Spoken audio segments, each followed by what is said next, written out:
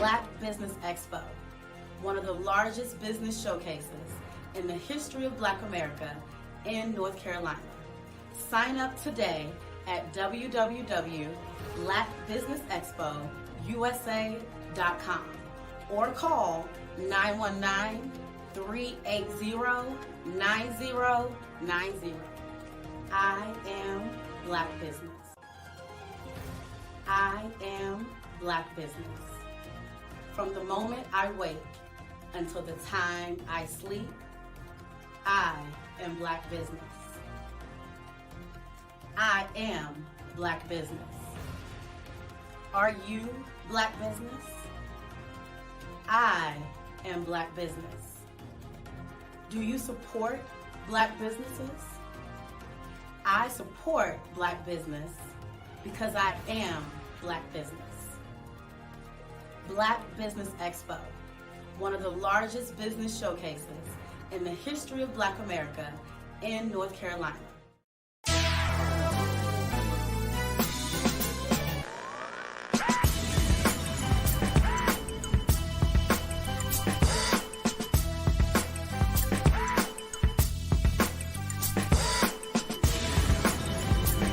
You are watching The View from Hampton U, exploring Hampton University's rich history, the past, present, and promising future.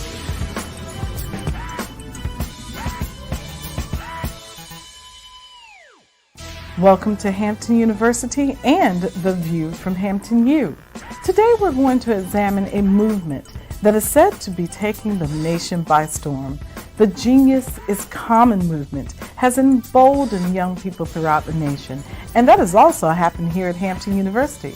Let's take a look at what some of our students have to say about being a genius. Hi, my name is Gavin Harden, and my genius is to be able to give off positive vibes and spread a smile.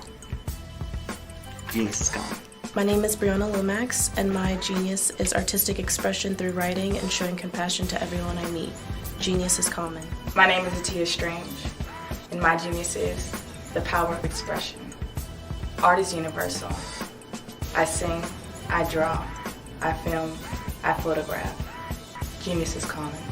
My name is Maya Harris, and my genius consists of all the gifts that God has given to me. I am a giver, I am passionate about bringing ideas to life, and I have mastered the concept of finding the good in everything. Genius is common. My name is Diamond Sydney. My genius is acknowledging the beauty in my own mistakes while challenging others to do the same in order to cultivate and grow. Genius is common. My name is Almajid Edwards. A lot of people think genius is about being talented or being smart. It's not true. Genius is about influence. Whether it's an equation, whether you're reading or writing, research, harmonies, what have you, genius is about the opportunity, the moment of impact where you can influence another person and uplift them. My genius is poetry. Genius is common. Hampton University has a long-standing history of supporting geniuses and the movements that they create. For example, General Chapman Armstrong established this great institution in 1868. And did you know that Booker T. Washington was also an alum of Hampton University? I could go on and on about the geniuses who've come through these doors and have exited to go out into the world to make a great difference. That's what's important to us. That's what's important about the Genius is Common movement. What is your genius? You should take the time to think about that today. So thank you for watching The View from Hampton U. And remember, genius is truly common.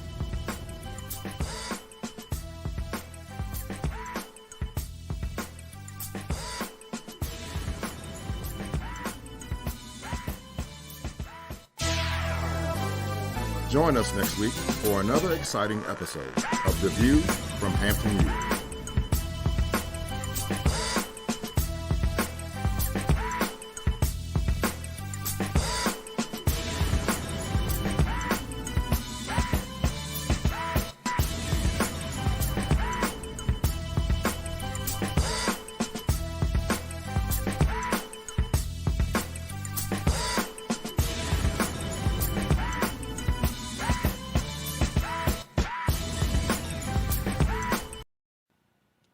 Hello, my name is Kiasi Helm and I'm 14 years old. I think my genius would probably have to be setting goals and achieving them. I say this because ever since I was young, I always wanted to be an author, and at age 11, I ended up achieving this. But not only did I end up becoming an author, I ended up becoming a public speaker, a publisher, a business owner, all these great things. The name of my business is Written by Kids Publishing Company. I decided to start this company because I thought it was important for me to help kids my age express themselves through literacy and just achieve their own goals. Because to me, achieving goals is the best thing in the world to feel. It's you just achieving things and aspirations that you set for yourself. And I know that everybody is capable of this because even if you don't end up achieving the goal, you still tried your best, and that's the most important thing. And everybody is capable of this because genius is common. Thank you. Genius is common. I'm Alan J. Bryson, and my genius is motivation. One thing I want to share with you is a story about the pressure to be where you want to be, whether it's peer pressure or just the pressure to have what you want. When I was young, I didn't know how to swim. So we would go to the local high school and learn how to swim and have swimming lessons. Now, the way that they would help you learn how to swim is they would just pick you up and throw you in the water. And if you could swim, then you were fine. If you couldn't, then they would save you and say, look, until you learn how to swim, you stay in the shallow end. So as a youngster, I had to stay in the shallow end until I learned how to swim. But my big brother and all of his friends who I really wanted to hang with were hanging out in the deep end of the pool. They knew how to swim. They were comfortable, having a lot of fun. And they were quote unquote the cool kids. I wanted to be with the cool kids. So what did I do? That pressure to be where I wanted to be forced me to do whatever it is I had to do to work to get to that deep end of the pool. One day, I went down to the end and told the lifeguard, I'm ready to swim in the deep end. He said, are you sure? I said, I'm sure. He picked me up, he threw me in the water, and I swam with all my heart down to the shallow end. I got out. I said, do it one more time. He picked me up, threw me in the water, and I swam down to the shallow end. He said, okay, now that you've proven yourself, you can stay in the deep end of the water with the big boys and with your brother and who you deem are the cool people that you want to hang out with. That was a position and a place where I wanted to be. So what I'm saying to you is, in your life, there's going to be a position that you want to be in, whether it's to be wherever you want to be in school or be wherever you want to be in your career. And there's going to be a sense of pressure to be where you want to be. Use that as motivation to get where you need to be. So if you are in the shallow end of the pool of life, it's time to start working as hard as you can to develop your swim skills so you can make it to the deep end of the pool. If the deep end of the pool is where you want to be, now is the time to start working on your stroke and working on your breathing and doing everything you can to make sure that you get to the deep end of the pool, because that's where you want to be. Don't look at the people at the deep end of life and say, well, I'm hating on them because they have what I don't. You don't talk about them. You talk to them and say, hey, how did you get to the deep end of the pool? How did you learn how to swim that fast? So in my circumstance, the pressure of wanting to be down at the deep end of the pool was so great. I worked my behind off and did whatever I could to make sure that the next time I was thrown into the pool, I could prove my swim proficiency to make sure that they knew that I could swim and I could be in that spot where I wanted to be. The same thing happens with your life. If there's a deep end or a goal that you want, now is the time to start working on that. Don't look at where people are in the position that you want to be in and talk about them. Find out what they did. Find out how do you go about strengthening who you are and what you are to get to the deep end of that pool or the deep end of where you want to be and your goals in life. I'm Alan J. Bryson. Genius is common.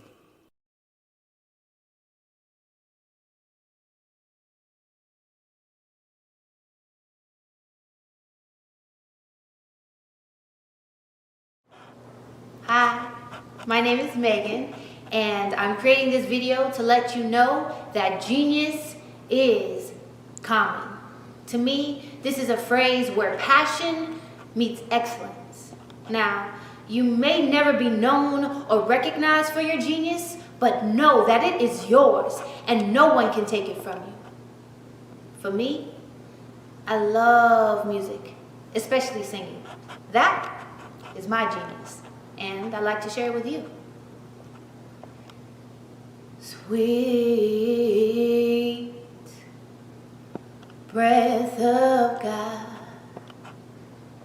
come and fill my soul. Lead me into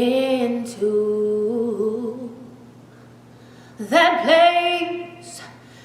place where you are, 'cause I wanna run to you despite what I'm going through. Help me to cling to what you have for me.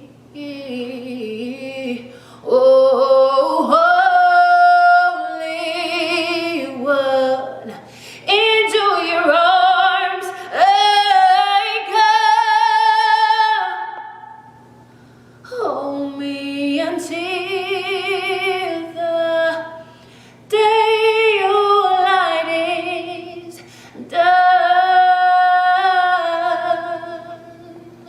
Hold me until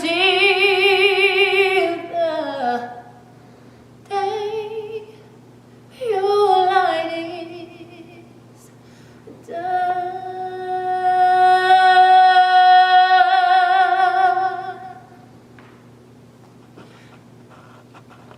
See? Genius is common. So tell me, what's your genius? Bye.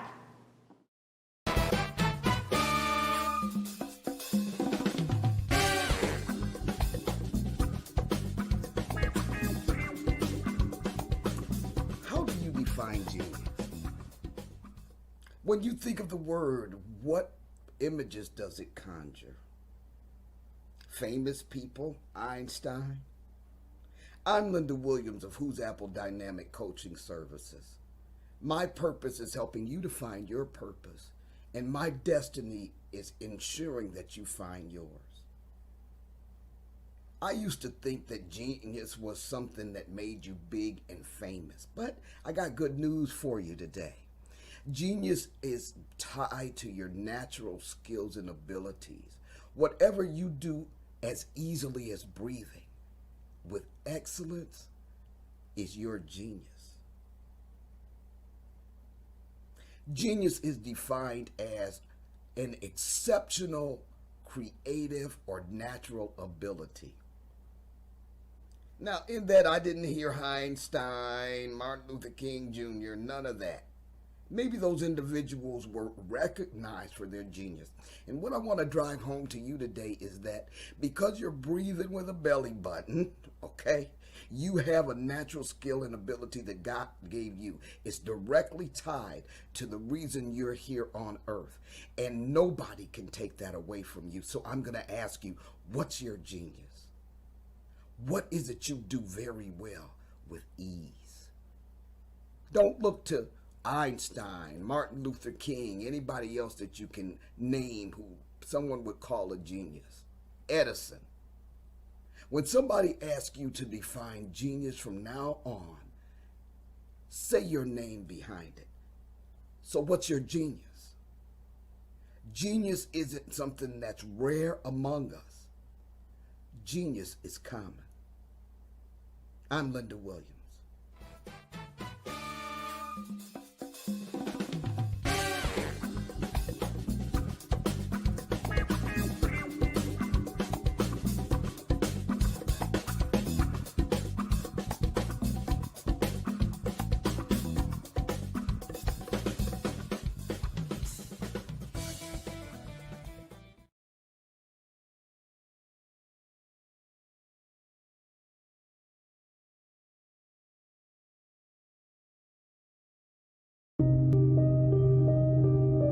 The Black Business Expo is changing my life. This year, they are giving away laptops and even $5,000 in cash to students just like me. I'm Alexis, and I want to go to college to fulfill my dream of becoming an entrepreneur. Help the Black Business Expo going to www.blackbusinessexpousa.com and also becoming a vendor, a sponsor, or donating.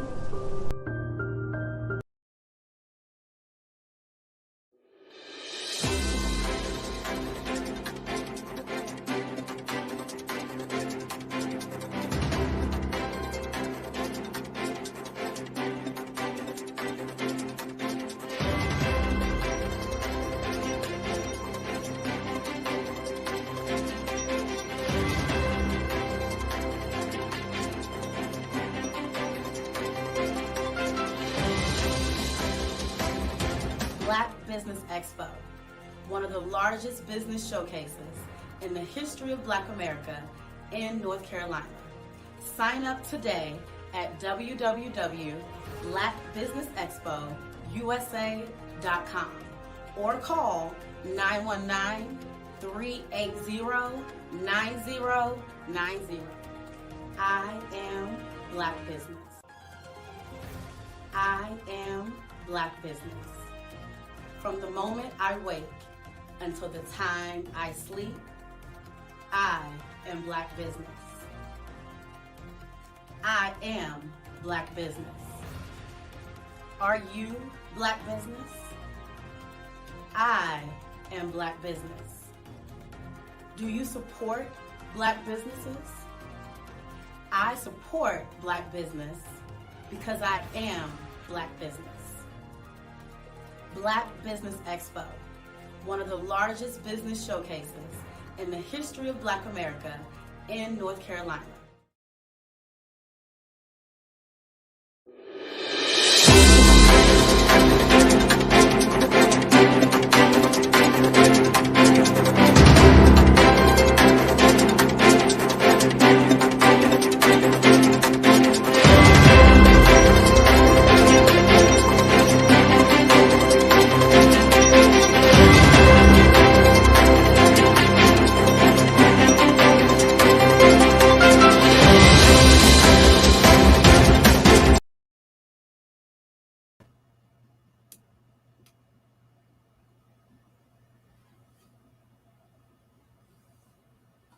Hello all, my name is Xaviera Bell.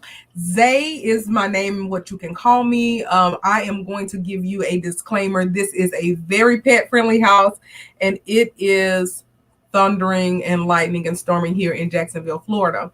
But I'm going to be speaking today in regards to the ABCs of business. And so when I thought about the ABCs of business, I thought about a couple of very important things.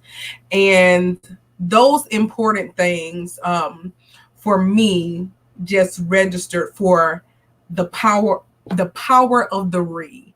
So re for me is the reboot, the restarting. That's the first thing that you learn when it comes to troubleshooting. In troubleshooting, you learn that you need to restart. And so sometimes that happens in business as well. Sometimes we just have to just restart. So we're going to talk about the power of the re. I am going to share my screen so that we can chit chat a bit about the power of the re.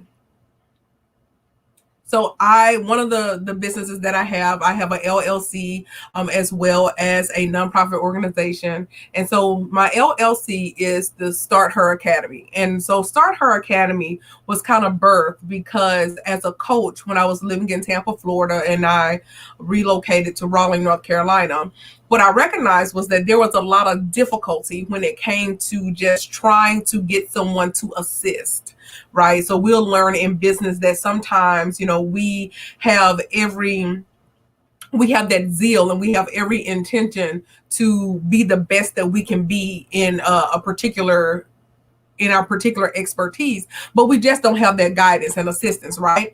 And so I started Start Her Academy because I wanted women to excel. And what I also wanted was for women to have coaches that were not afraid to share things with them. So we're going to be talking about today, renew, regroup, refocus, reboot. And then we're going to ask if you have any questions. I think that, we are manning the chats. So if you have any questions, any comments, anything of that nature, definitely please feel free to ask during the Let's Talk portion. Just wanted to introduce myself again. These are a couple of my certifications, specifically when it comes to the cognitive behavioral life coaching and the mindset coaching, business and the entrepreneurship coaching.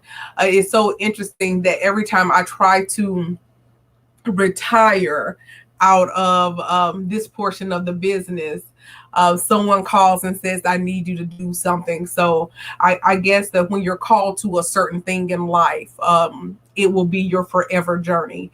And I'm glad that just being a part of this presentation and the Black Business Expo is one of those calls that I received. So, I am a certified entrepreneurship coach, as well as a published author of several books. One of those books is the Start Her Kit. And so Start Her Kit helps women manage their businesses. I am a public speaker. I coach and mentor women, and I also host brain dumps. And so we'll talk about that a little bit as well. So the first thing that we're going to talk about is renew, right? And so what we know that renew is to resume after an interruption. What does that look like? We know that when you stumble during the race, get up and keep running. So often, specifically entrepreneurs that are just starting out in business, they get very exhausted, right? They the one issue that young entrepreneurs have, and I'm not talking about age, I'm just talking about where their start is and how long the longevity in business. Young entrepreneurs have an expectation for their family members to be their target market, right? So they have their family members they want them to support them. They feel like they should utilize their services specifically because they are family, right? What we know is this is not the case. And so because of that, they get kind of deflated. And so they will allow that stumble to just put them completely and totally out of business. And so we have to really get into a place where we understand the art of the finish. And so the art of the finish basically lets us know that, life without failure leads to no success, right? So I think the most beautiful thing is the stumbles, the falls, the hiccups, because 1, we test our endurance. 2, we learn what not to do. So there's always a message in the mess. The second thing is that if the only constant in life is change, then interruption is necessary. If everything remained the same, then we would not be able to utilize a couple of different things. And one of those is our, adaptation. We have to be able to adapt, and we will not be able to use those transferable skills that we learn from different ventures in life. We also won't have that level of accountability and responsibility as well. So we need those stumbles. Those stumbles make us better. So in just kind of talking about the A in the ABCs of business, one thing that we must do for the A is audit your business. It is so imperative that you audit your business. The problem, though, is because we are biased.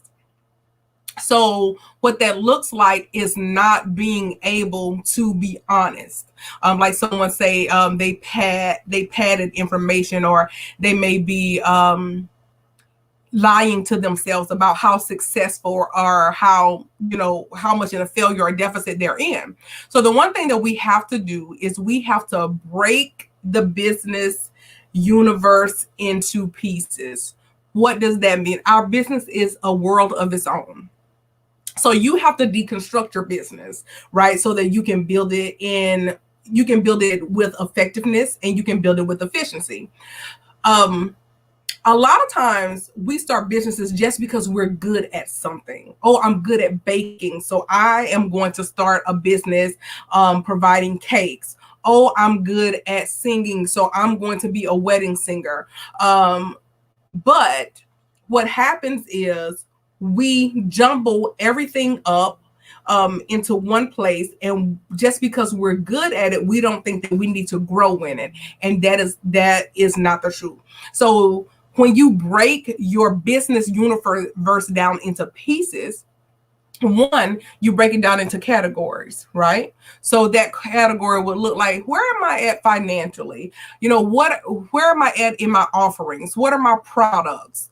The second thing that you have to do is determine the criteria, right?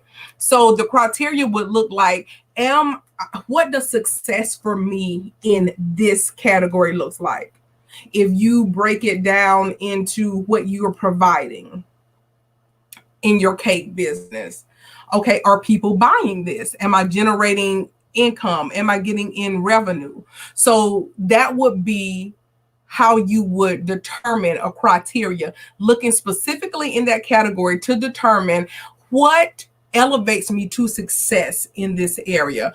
What is my definition of success in this area? What you will know as an entrepreneur is that your definition of success for your business is going to be completely and totally different from the definition of success in someone else's business. Our third thing is you have to set goals based on the actual category. So you would not set a goal to go to the moon, and you're not an astronaut. So be very intentional, be very specific when you are breaking into categories, when you are determining what your audit criteria is, and also when you're setting your actual goals. The second portion of auditing your business is to identify your risks. Determine what are some risks or some roadblocks preventing you from being the most successful version of your business that you can be. That may mean we are so hung up on the fact that you are waiting for your family to support you. So your target market is off. You are exhausting all efforts in trying to get some people to support you that will not. And you could go somewhere else and find someone that has been waiting on your type of business. The second thing about identifying your risk is that you have to educate yourself in your business expertise. Learning does not stop. You cannot elevate yourself to the next level in your business because you have stopped being a lifelong learner. This puts you at a disadvantage, and it also puts at a disadvantage the customers that you are engaging and who you are supplying your product to. The third thing is that people don't know that you exist. You are not giving the effort that you should. You're not consistent in a lot of things. You're not marketing. You're not paying the extra $5 for a flyer on Fiverr. And so at this point, how are people going to support you if they don't even know that you exist? So our third thing is identify your areas of opportunity. Determine what money you're leaving on the table. I remember having a conversation in regards to with a client about a business venture that they were going on. And they contacted me and they said, I don't have any experience in doing this, in doing what you recommended. And so what I had to remind them of is a couple of the jobs or positions that they had with other companies. And so what you have to recognize is that you have so many transferable skills from when you were working at a call center, when you were a janitor, when you were working as a hotel manager. So all of those things, specifically when it comes to customer service and crisis intervention, when it comes to de-escalation, when it comes to your marketing and just seeing how other companies that were Fortune 500 companies, some of the practices that they had. You can transfer those skills over to your small business.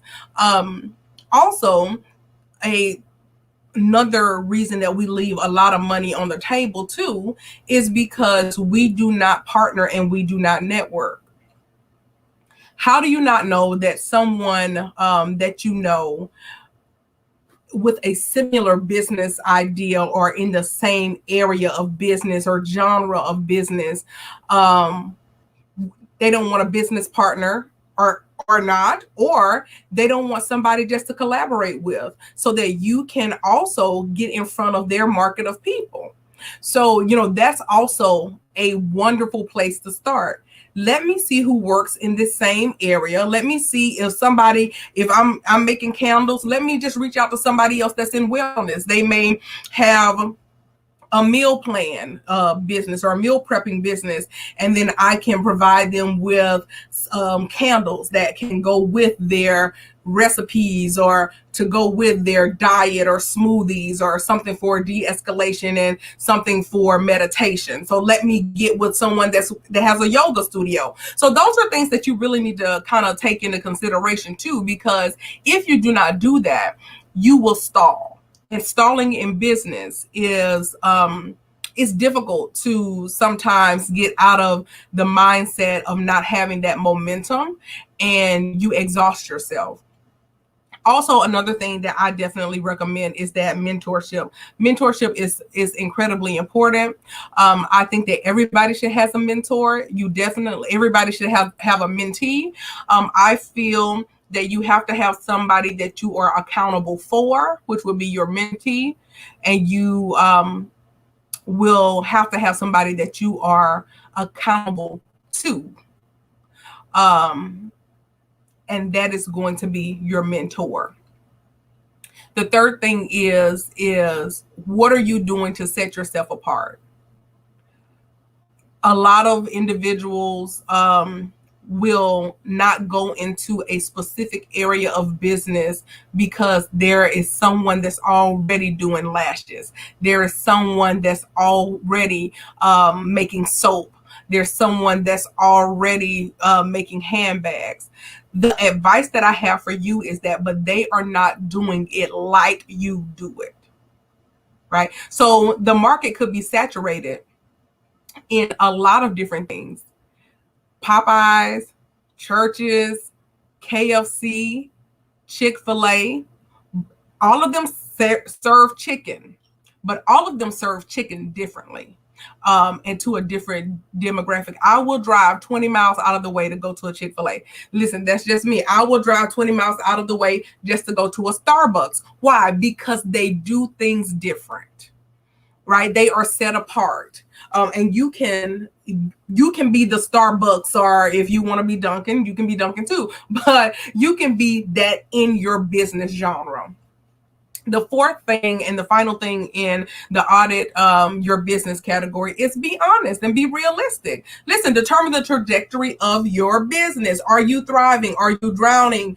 Are you barely existing? Are you malnourished in your business? Are you not feeding yourself? You have to be realistic and you have to be honest. This is not a time for you to sugarcoat or to fluff the numbers so that you will feel happy about what you're doing. You need a realistic view as to what am I doing in business? Am I making an impact, or am I just being still, right? The first thing that we need to know is that, the success is in the outreach.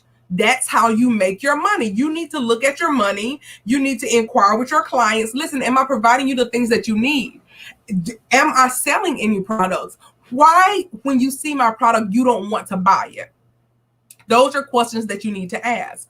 What are you pouring into your business? What are you investing? If you want to be, I remember one of my good friends that's an entrepreneur, and he says it takes money to make money. And I never understood what that meant until I started to really pour into the businesses that I had. And what I recognized was, okay, let me invest X amount of dollars in this business to give it a facelift, to educate myself, to learn some things, and let me check and see if there is an influx in my return, right? So sometimes it takes you going back to the drawing board, which is what this audit is going to do for your business, so that you can realistically look at your business and determine whether or not you are really making an impact and your trajectory is going up. If it is if you're being catapulted, are you glowing? Or are you withering? Glowing me, am I radiating in this business? Am I the, not the center of the attention, but am I the star of the show? What am I doing in regards to this business? Or am I just withering away? If you are withering away, you are not making money. If you are glowing, you are attracting things. So we really need to determine where we are in that place, glowing or withering. The other thing is that we need to regroup. So, you know, for me, regroup means to reassemble or cause to reassemble into an organized group, typically after being attacked or defeated. What does defeat look like? Defeat looks like you're broke in your business. That's what it looks like. Defeat looks like you are in a place where you are about to tap out.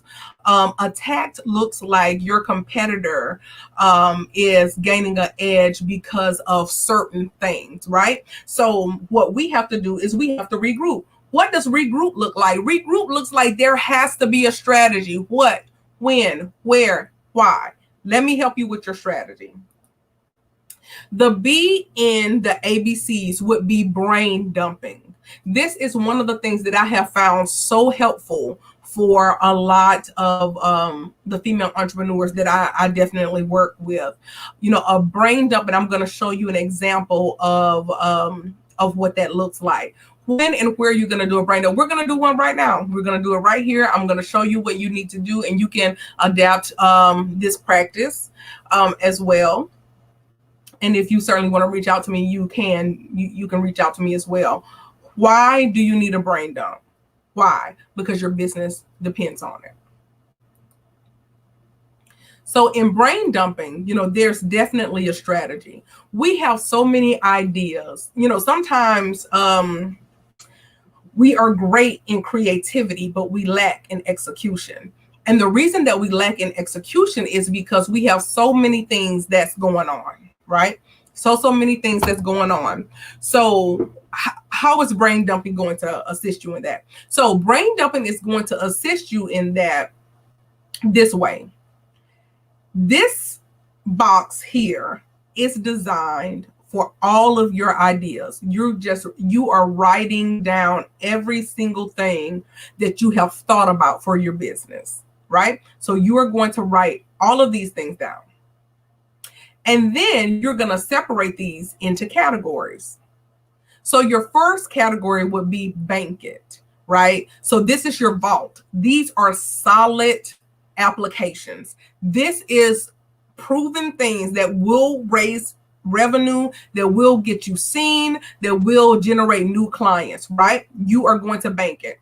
That is something that you don't need to worry about anymore because you know that it's solid. It's in the vault. The second thing is going to be your repurpose.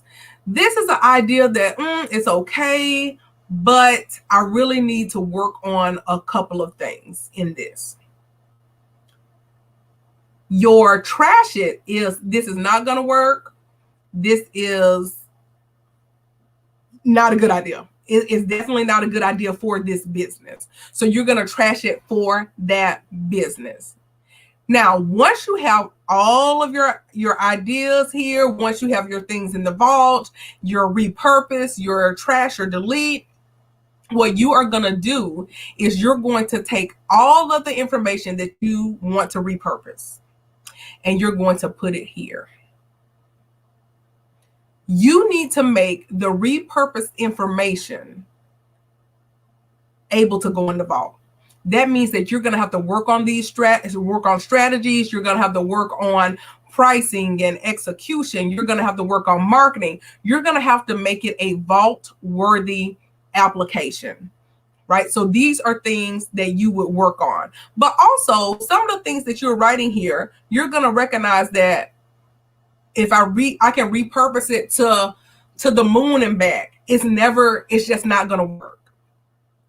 It's not going to work for this season. It's not going to work for, the life of my business.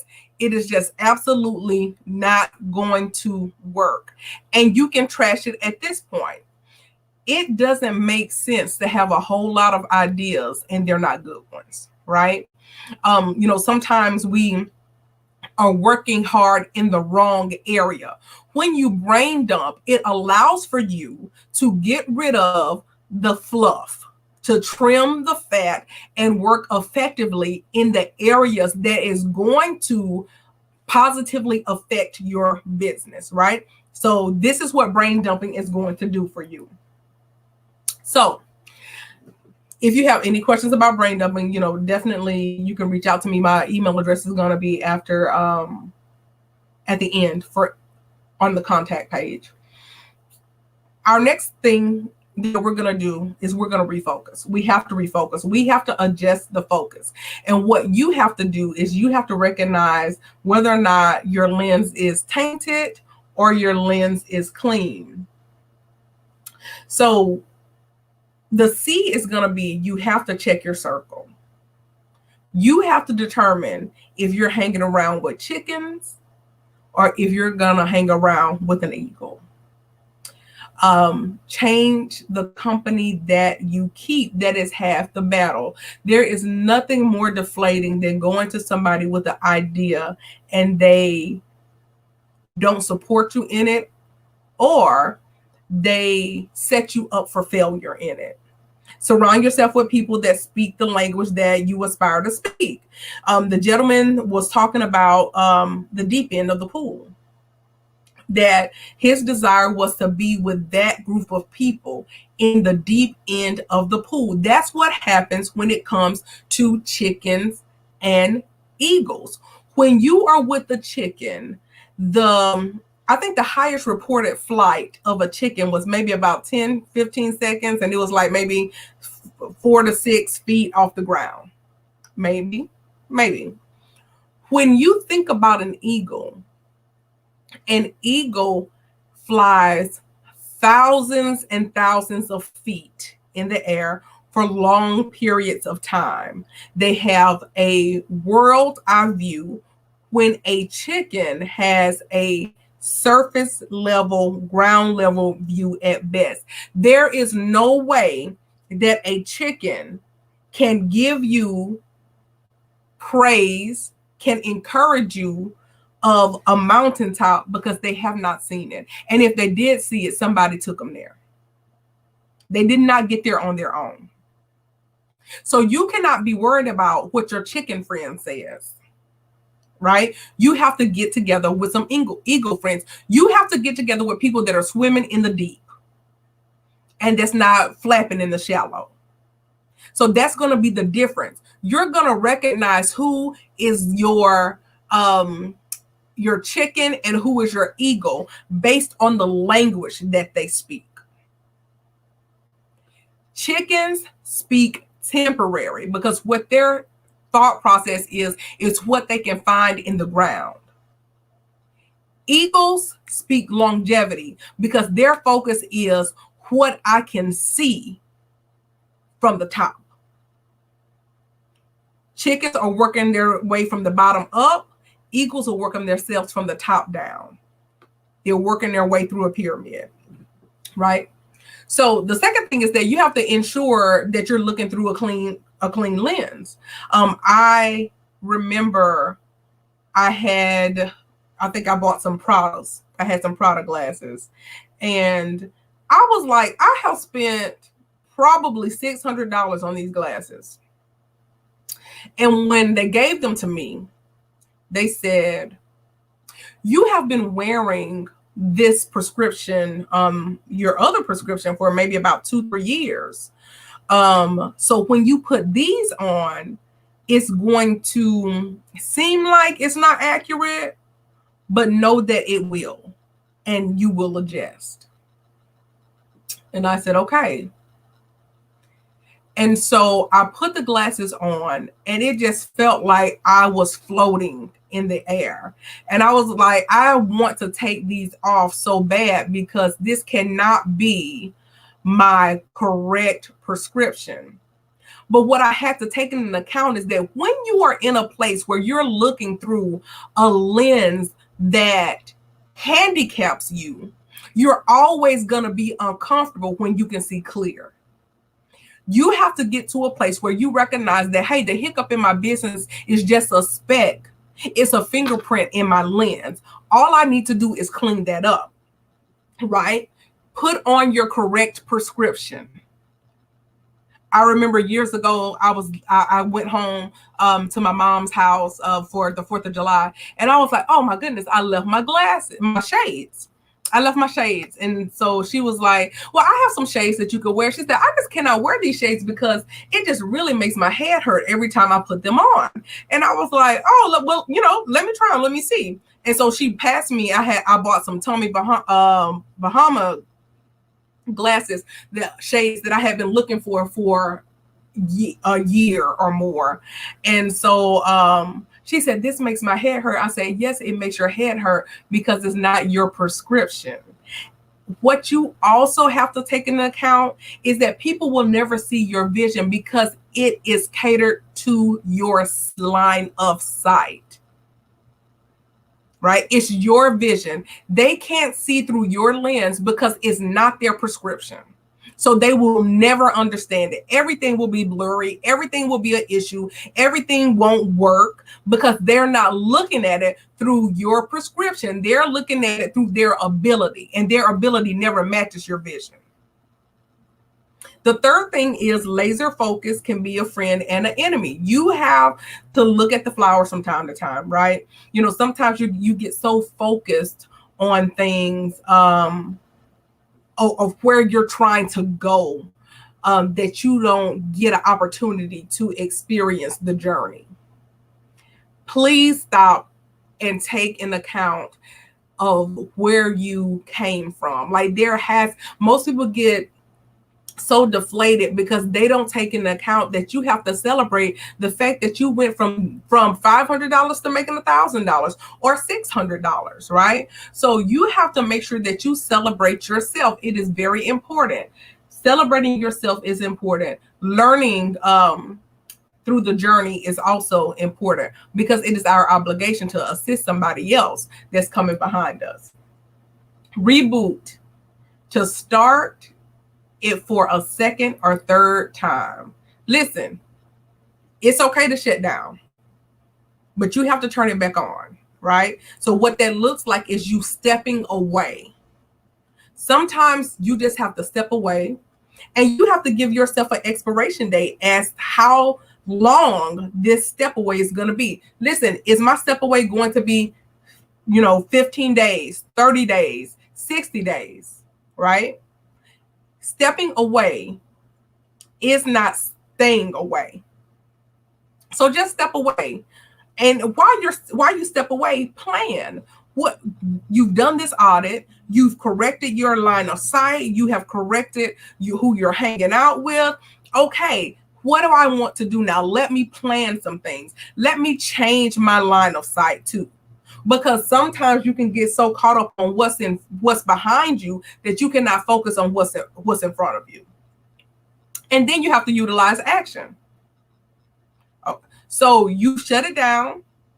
Now you got to turn it back on. And that has to be with a plan. That has to be with new vision. And that has to be with action. When they say the rubber meets the road, that means that you have to apply some type of momentum. You have to go. You have to move. You have to journey through this life of entrepreneurship. Okay, so this is one of the things that I absolutely love, and it says that if you can't do this alone, call tech support. And the reason that I love this is because in the movie Vanilla Sky, I remember Tom Cruise just screaming. He was running. He was like, tech support, tech support. I love that part because it is so important that we recognize that we are not in this journey by ourselves. We don't have to reinvent the wheel. Why? Because there are organizations like this one where you have access to hundreds of Black business owners. You have hundreds of mentors and hundreds of coaches, hundreds of people that are just starting in business that can teach you, other area of expertise. I absolutely love being a mentee of my mentor, and she says that she's my mentor, but I'm her coach. I presented a couple of things to her that she would not have necessarily, learned on her own. And so she was receptive to that. So make sure that you build a village of like-minded individuals that you can be transparent with. Listen, these are my areas of weakness. How can I balance those? Where can I find somebody that's going to assist me in being strong in these areas? Right? Tell them what you need and how, specific tasks are going to help you. Be very specific. You need them to troubleshoot. Listen, my area of opportunity is social media. I don't like it. I don't know how to engage. How can you help me do that? They may not be able to do it, but they can certainly guide you in the right direction. You cannot be successful in your business if you do not know what the problem areas are.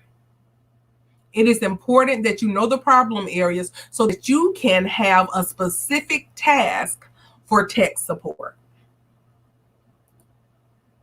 Okay, so this is our let's talk part. Listen, I won't go hold y'all long.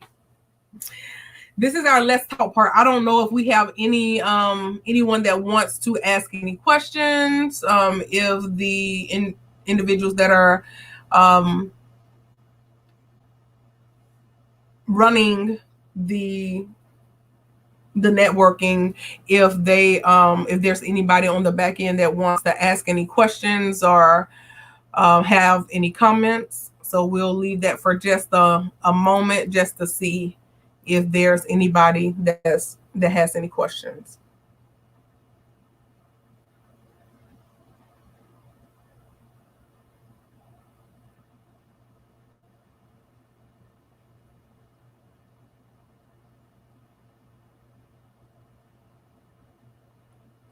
Let me make sure my mic is on. How you doing? I'm good. How are you? Oh my gosh, that was absolutely amazing. I'll be checking to see if there was any questions, but I just wanted to say thank you for that amazing man. That was awesome. Let me tell you what I got from there that stuck with me. Somebody will always be uncomfortable when they're looking through a clear lens. Come on now. You might see that on social media, but I'm giving you the credit. But it was absolutely amazing. But I just thank you so much, Zay, for this presentation. I hope that many people have gotten something from it. I'm gonna be looking for a few seconds to see if there are any questions. But right now, I just need to know, how do we get in contact with you? I mean, what is your email, your website? Please let the world know. Yeah, so you can definitely contact me at zay@IamZayBell.com, and that is Z as in zebra, AY. So that's zay@IamZayBell.com. Also, that's also the website. So you can go to IamZayBell.com. You will have access to books, and you will have access to like other offerings. And again, if you are interested, I do have a brain dump accountability brochure or booklet. And if you're interested in having that, just contact me. Let me know that you saw me on the Black Business Network, and I will gift that to you for free. Wow. Come on. Make sure that you go and contact her. Did she say free? Come on now, with those nuggets she was giving, you better go ahead and contact her and get that free stuff. Well, Zay, we have truly, truly enjoyed you. Thank you so much for the knowledge that you have given. And guess what, everybody? She is gone. You better make sure you get that contact. And I will see you, Zay, on the other side. All right. Thank you. Well, hello, everyone. We are so happy that you are here. My name is Mahisa Green, and I will be your moderator for this evening on the Black Business Network. The Black Business Network is a 24-hour, when I tell you 24-hour business network showcasing Black businesses, Black business owners, entrepreneurs, and thought leaders worldwide. I just need to let you guys know that we have speakers from all over, from North Carolina, London, Singapore, Japan, and cities all over the United States. Do you hear me? The Black Business Network is a global community sharing its business knowledge to empower, inspire, and educate businesses about businesses. Man, I am so excited to be here with you again. I'm Mahisa Green, the owner of The Wellness Purse, where we teach women how to manage areas of their lives that keep them away from being the best version of themselves. But right now, I want to promote this amazing scholarship that we have going on, okay? The Black Business Expo's mission is to raise funds for high school students to go to college. The expo is a fundraiser for students. You may go to www.blackbusinessexpousa.com to donate to the scholarship fund.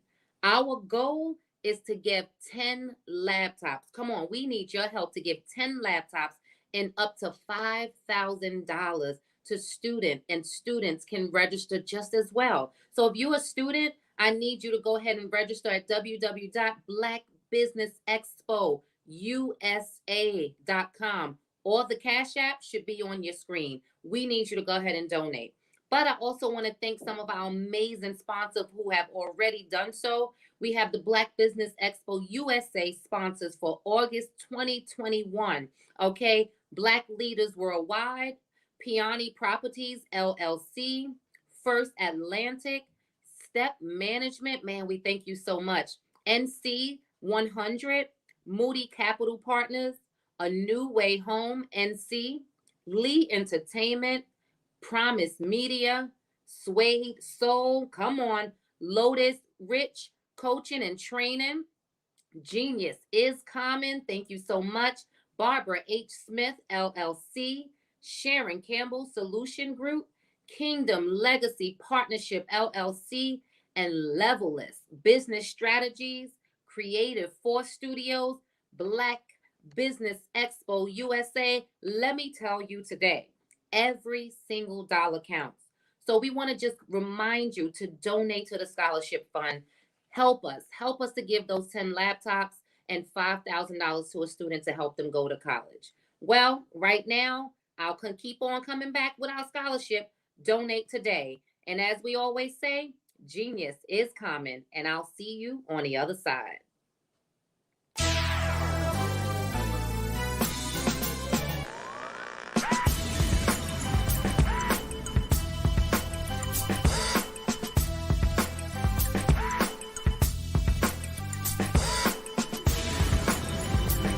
You are watching The View from Hampton U, exploring Hampton University's rich history, the past, present, and promising future.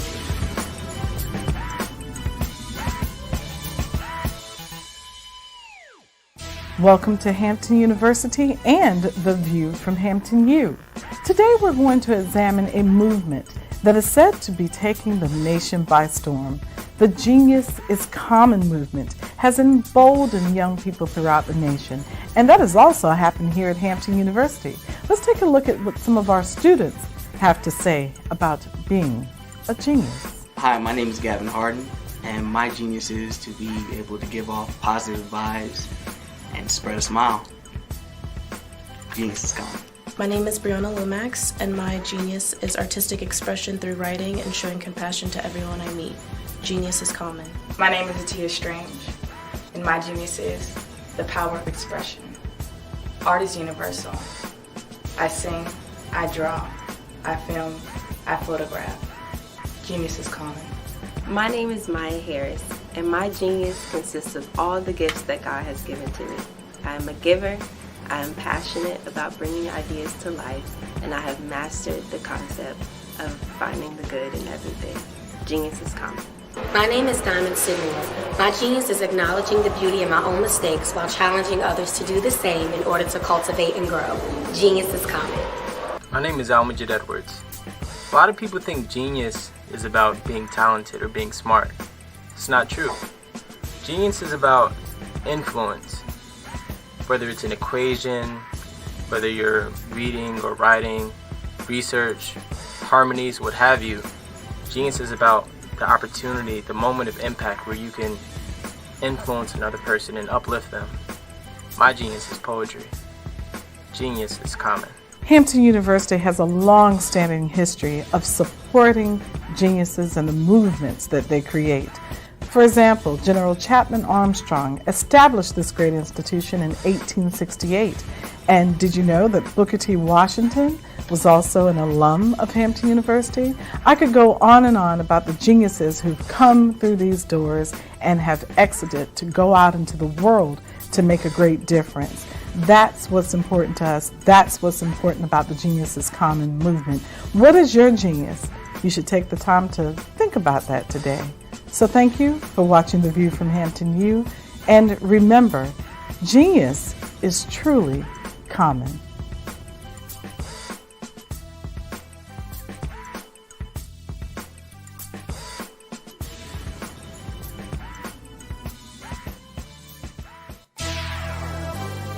Join us next week for another exciting episode of The View from Hampton U.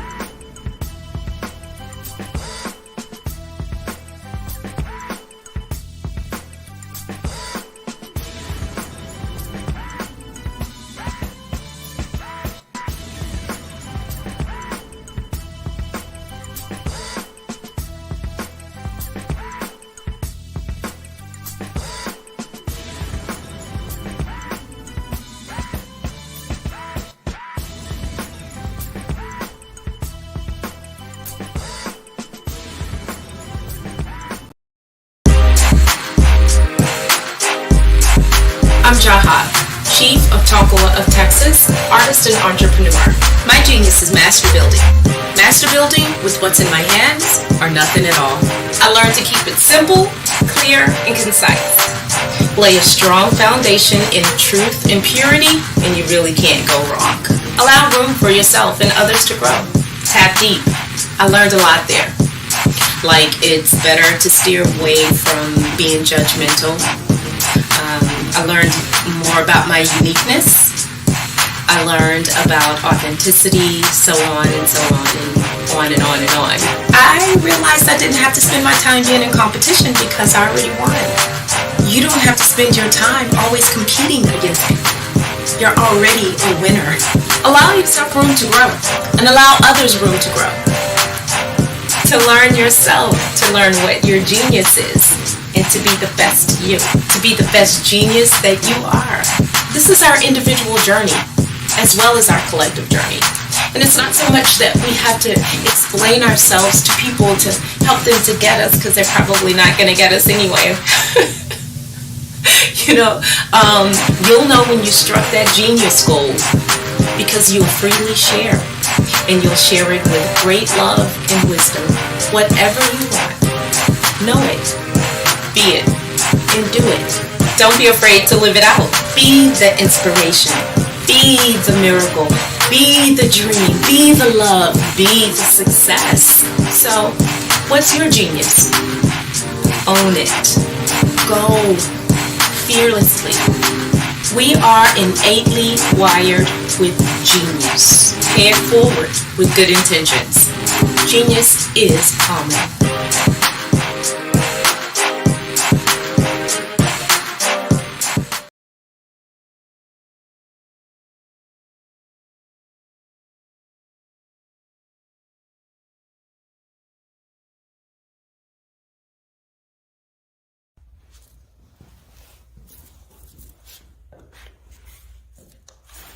How you doing? I'm Rodney Allen Rippey. Yeah, the child actor. Well, now, leading man. Some of you might remember back in the day, the Harlem Globetrotters popcorn machine. Remember that? Well, it was a Saturday morning special that would come on, and I was there with Geese and Tex and Meadowlark Lemon. Remember the show? Well, I had a great time. And I have to say a huge, huge thank you to all my fans out there. Thank you for all the years of support. I went on from the entertainment industry. I started getting into producing and directing. And now, hey, here I am. I'm a studio executive here in Burbank, California at 2526 Studios. I have to say, it's been pretty good, but the best is yet to come. Please stay encouraged. Keep reaching for your dreams and never forget that genius is common. Remember that. Genius is common. No matter what anyone says to you, no matter how tough the road may get, keep striving. Keep reaching for your dreams. And always know that you are worth it. Everything that you put into yourself, everything good that you pour into your life, you are worth it. And when the times get tough, when things don't go exactly right, it's okay. Dust your shoulders off. Stand up strong. And remember, genius is common.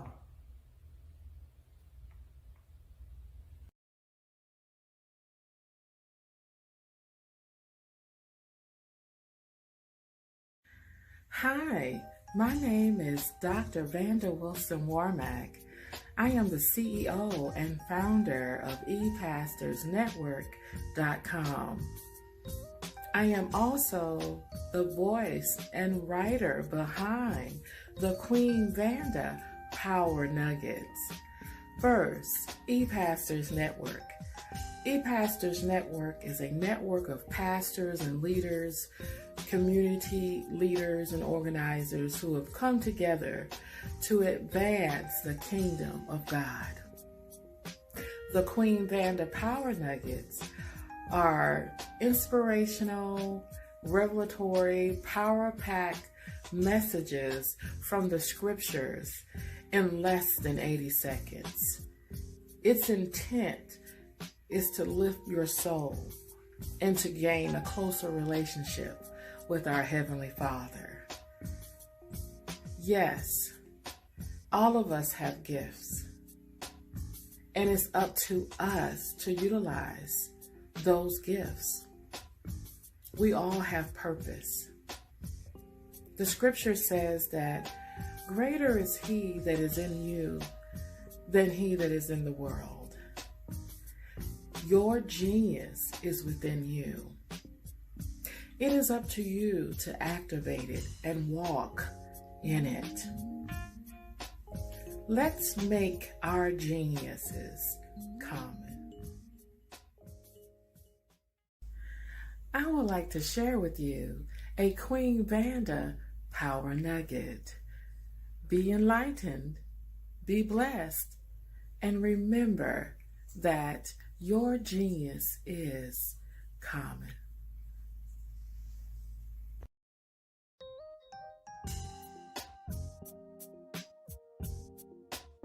Hi, here is another Power Nugget. In order to Hey, yo, what's up? This is Rockweiler, producer, Is My Genius. I produce for the likes of Janet Jackson, Jay-Z, Redman, Method Man, Busta Rhymes, Organized Confusion, Big Pun, 50 Cent. The list goes on and on. Of course, my genius is music. Plan on doing it until the past stop working. Love it, music, love it, live it, breathe it. Genius is common.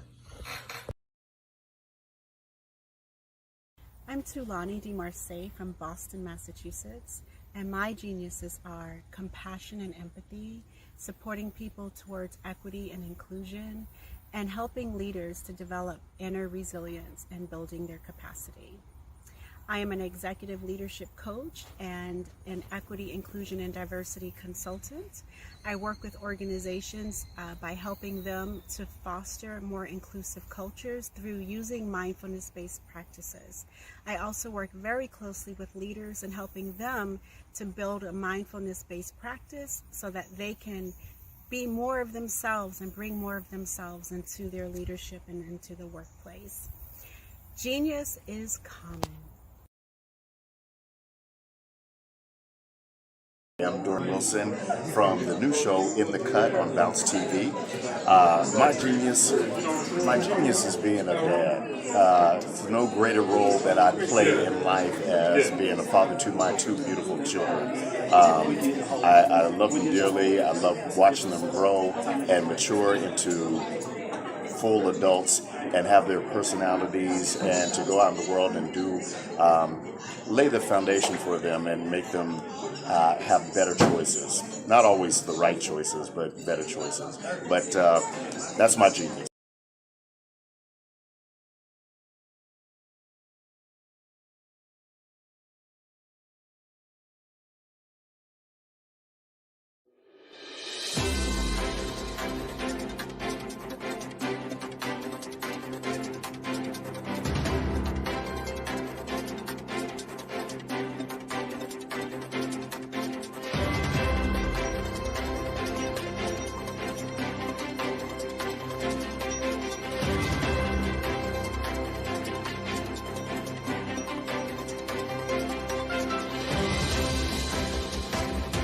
Black Business Expo, one of the largest business showcases in the history of Black America in North Carolina. Sign up today at www.blackbusinessexpousa.com or call 919-380-9090. I am Black Business. I am Black Business.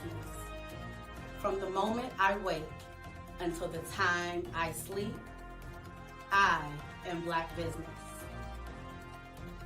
I am Black Business. Are you Black Business? I am Black Business. Do you support Black businesses? I support Black business because I am Black Business. Black Business Expo, one of the largest business showcases in the history of Black America in North Carolina. Genius is common. Hello everybody, my name is Lil Asmar. I'm 13 years old. I'm a kid prodigy bass guitar player. I've been in 7 different magazines. I've been on Ellen DeGeneres, Steve Harvey, Little Big Shot Show twice, Harry Connick Jr. Show twice, Wonderama, played with so many celebrities, been on the road with Uncle Bootsy Collins, played with Nate Watts and Stevie Wonder's band, been on so many big TV shows, and this is what I can do.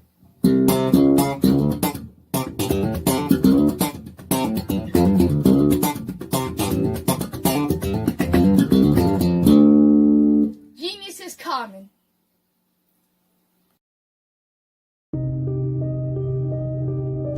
The Black Business Expo is changing my life. This year, they are giving away laptops and even $5,000 in cash to students just like me. I'm Alexis, and I want to go to college to fulfill my dream of becoming an entrepreneur. Help the Black Business Expo going to www.blackbusinessexpousa.com and also becoming a vendor, a sponsor, or donating.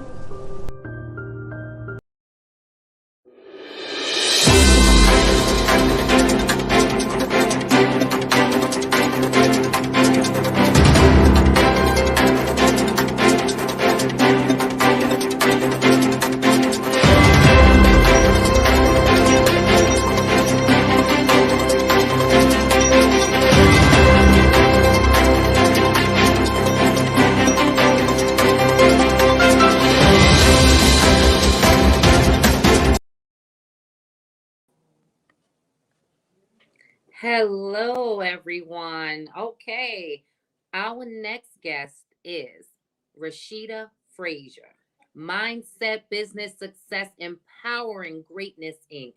This is amazing. Let me tell you a little bit about Rashida. Rashida Frazier founded Empowering Greatness Inc. in 2012 as an escort to assist minority high school students and young adults with preparatory instruction for higher education, application process, and introduction to the world of business. It has since grown to include meeting the growing demand for education, mentorship, and guidance around entrepreneurship and business development, organization, and mindset cultivation. It was the lack of knowledge around options and resources within her community towards post high school and college direction that fueled her passion, empowering high school and college direction that fueled her passion and empowering greatness has since expanded as Rashida continues to fulfill her vision and mission to educate, mentor, and assist with business development, organizational, and operational efficiency for budding minority entrepreneurs and existing businesses within their local communities and on a global scale. She earned her bachelor's degree in organizational management from Mercy College, is an active commissioned New York State and New Jersey State Notary Public, is a certified entrepreneurship and business coach, and a member of several prominent business associations. Rashida has an overall love for organization and structure and enjoys working with others to help them all in their knowledge gaps and fortify a stronger foundation that will help propel their personal and business success. Ladies and gentlemen, everyone out there watching, I present to you Miss Rashida Frazier. Hi, how are you, Ms. Green? Wow, thank you so much for coming. Thank you. Thank you. Can you hear me okay? Yes, we can, and we are so excited. I'm going to let you do your thing. And as always, I'm going to say, genius is coming, and I'll see you on the other side. You got it. Well, hello, everyone. Rashida Frazier, Empowering Greatness, Inc. And today I'm going to talk about mindset. So I'm actually going to jump right in. And before I jump right in, I just want to give just a little background around as to why I decided to talk about mindset in the scope of business and in the scope of entrepreneurship and its journey. A lot of times we hear a lot of talks, speeches, presentations around business, what it is, what you need to do, but nobody tells you how to get there and what you need to do to prepare yourself to get there. And one of the most key things that we need to discuss is your mindset and how you just view certain things. Because when you decide that you're going to go into business, into entrepreneurship, into anything, whatever your success goal is, you want to make sure that you're coming with the right mindset. So I'm going to jump right in as soon as I share my screen. And give me 1 second. Here we go.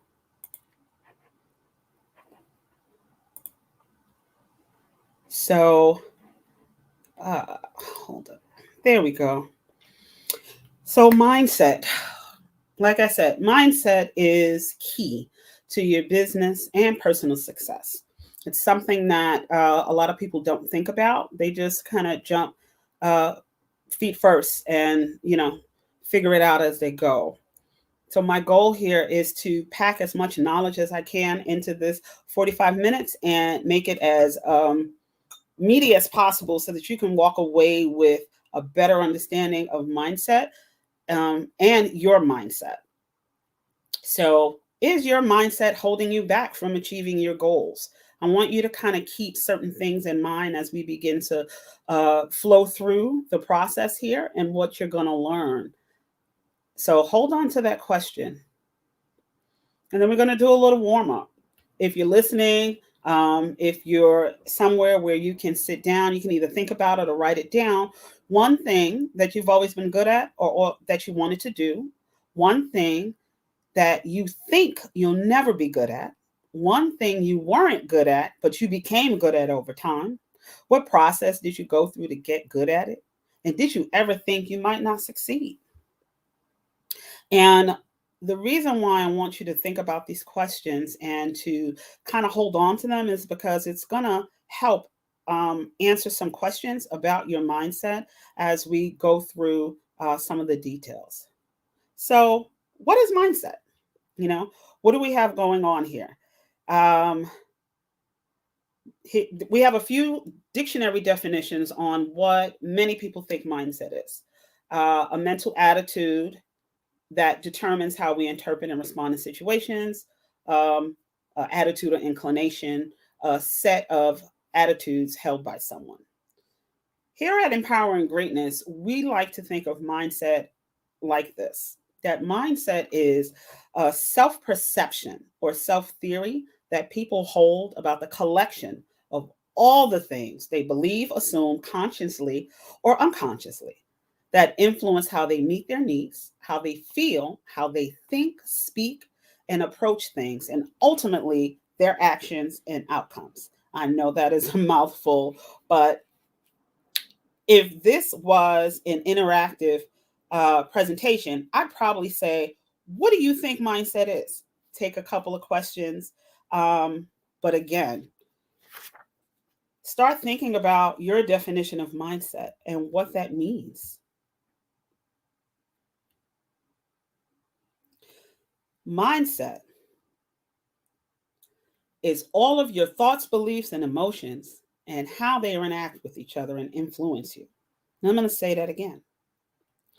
Mindset is all of your thoughts, emotions, and how beliefs and how they interact with each other and influence you. So when we talk about defining mindset, we have to remember that this is something that starts within you. It's based off of your mind, not anyone else's, and it's based off of your beliefs and your thoughts, whether they are true or not. So when you think about that, and that this really starts within you, then the next question that is poised to ask is, how is it formed? How did this come about? What is mindset? Mindset is formed in two main ways.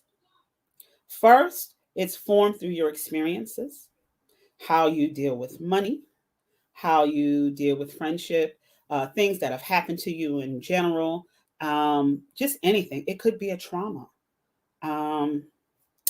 Second is, what is your mindset is formed by your personal interpretation of those experiences.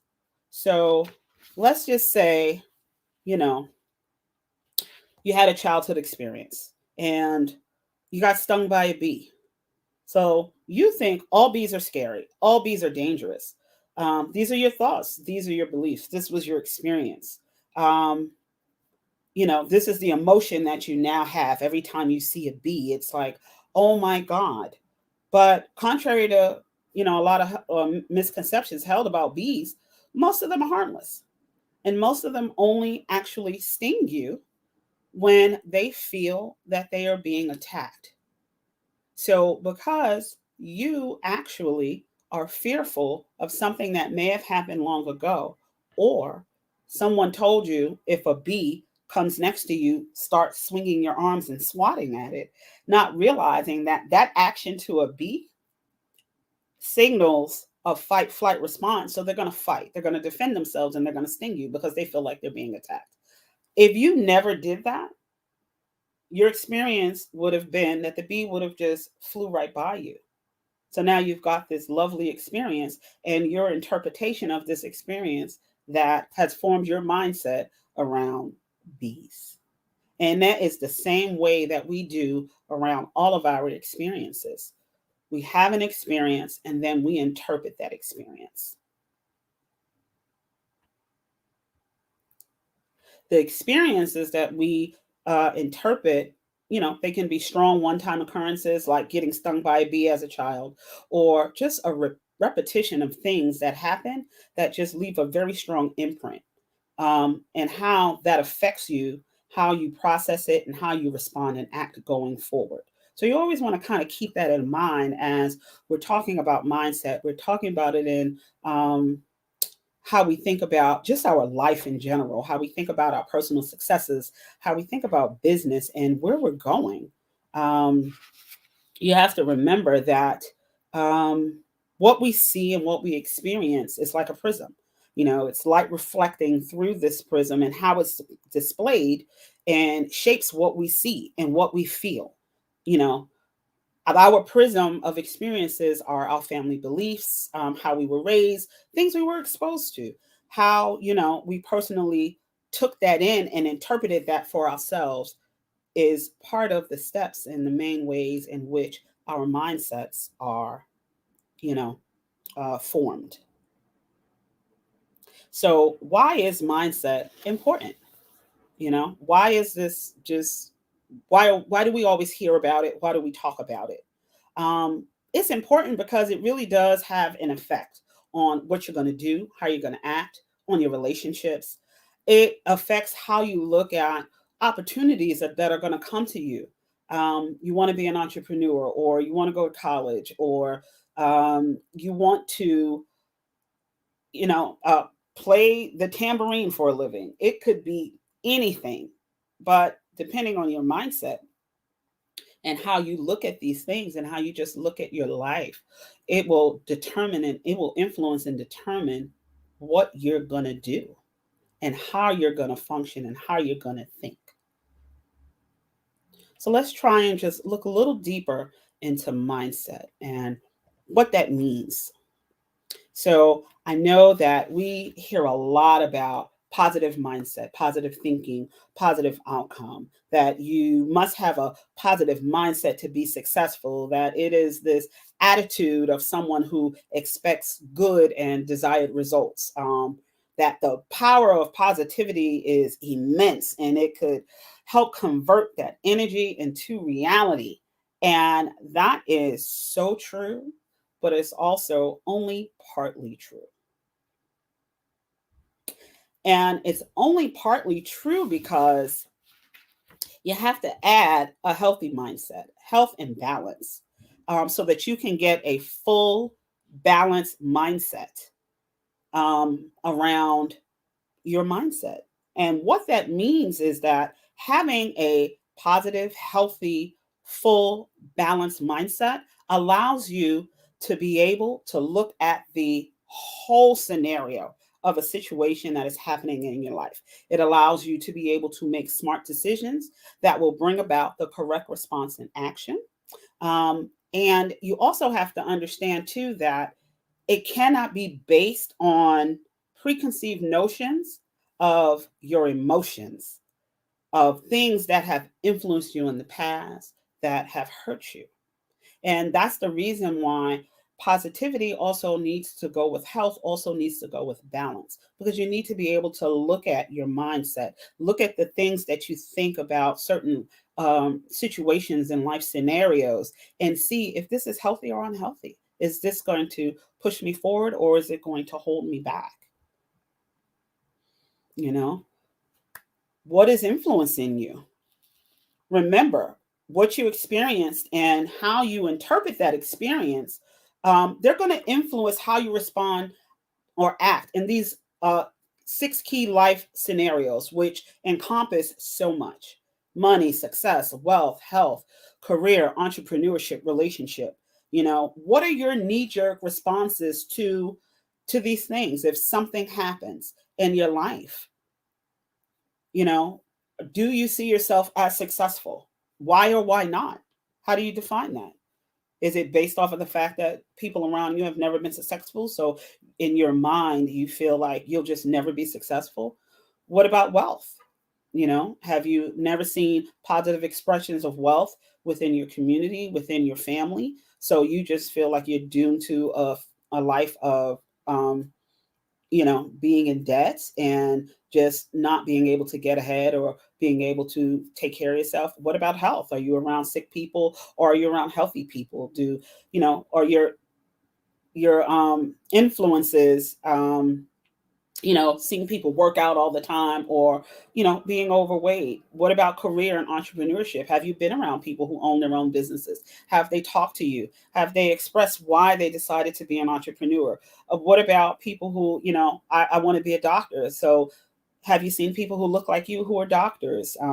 Even positive relationships, not just man, woman, husband, wife, boyfriend, girlfriend relationships, but sisterhood relationships, brotherhood relationships, mentor-mentee relationships, elder-youth relationships. Like, What are your ideas? What is influencing? What is the mindset that you have around these things?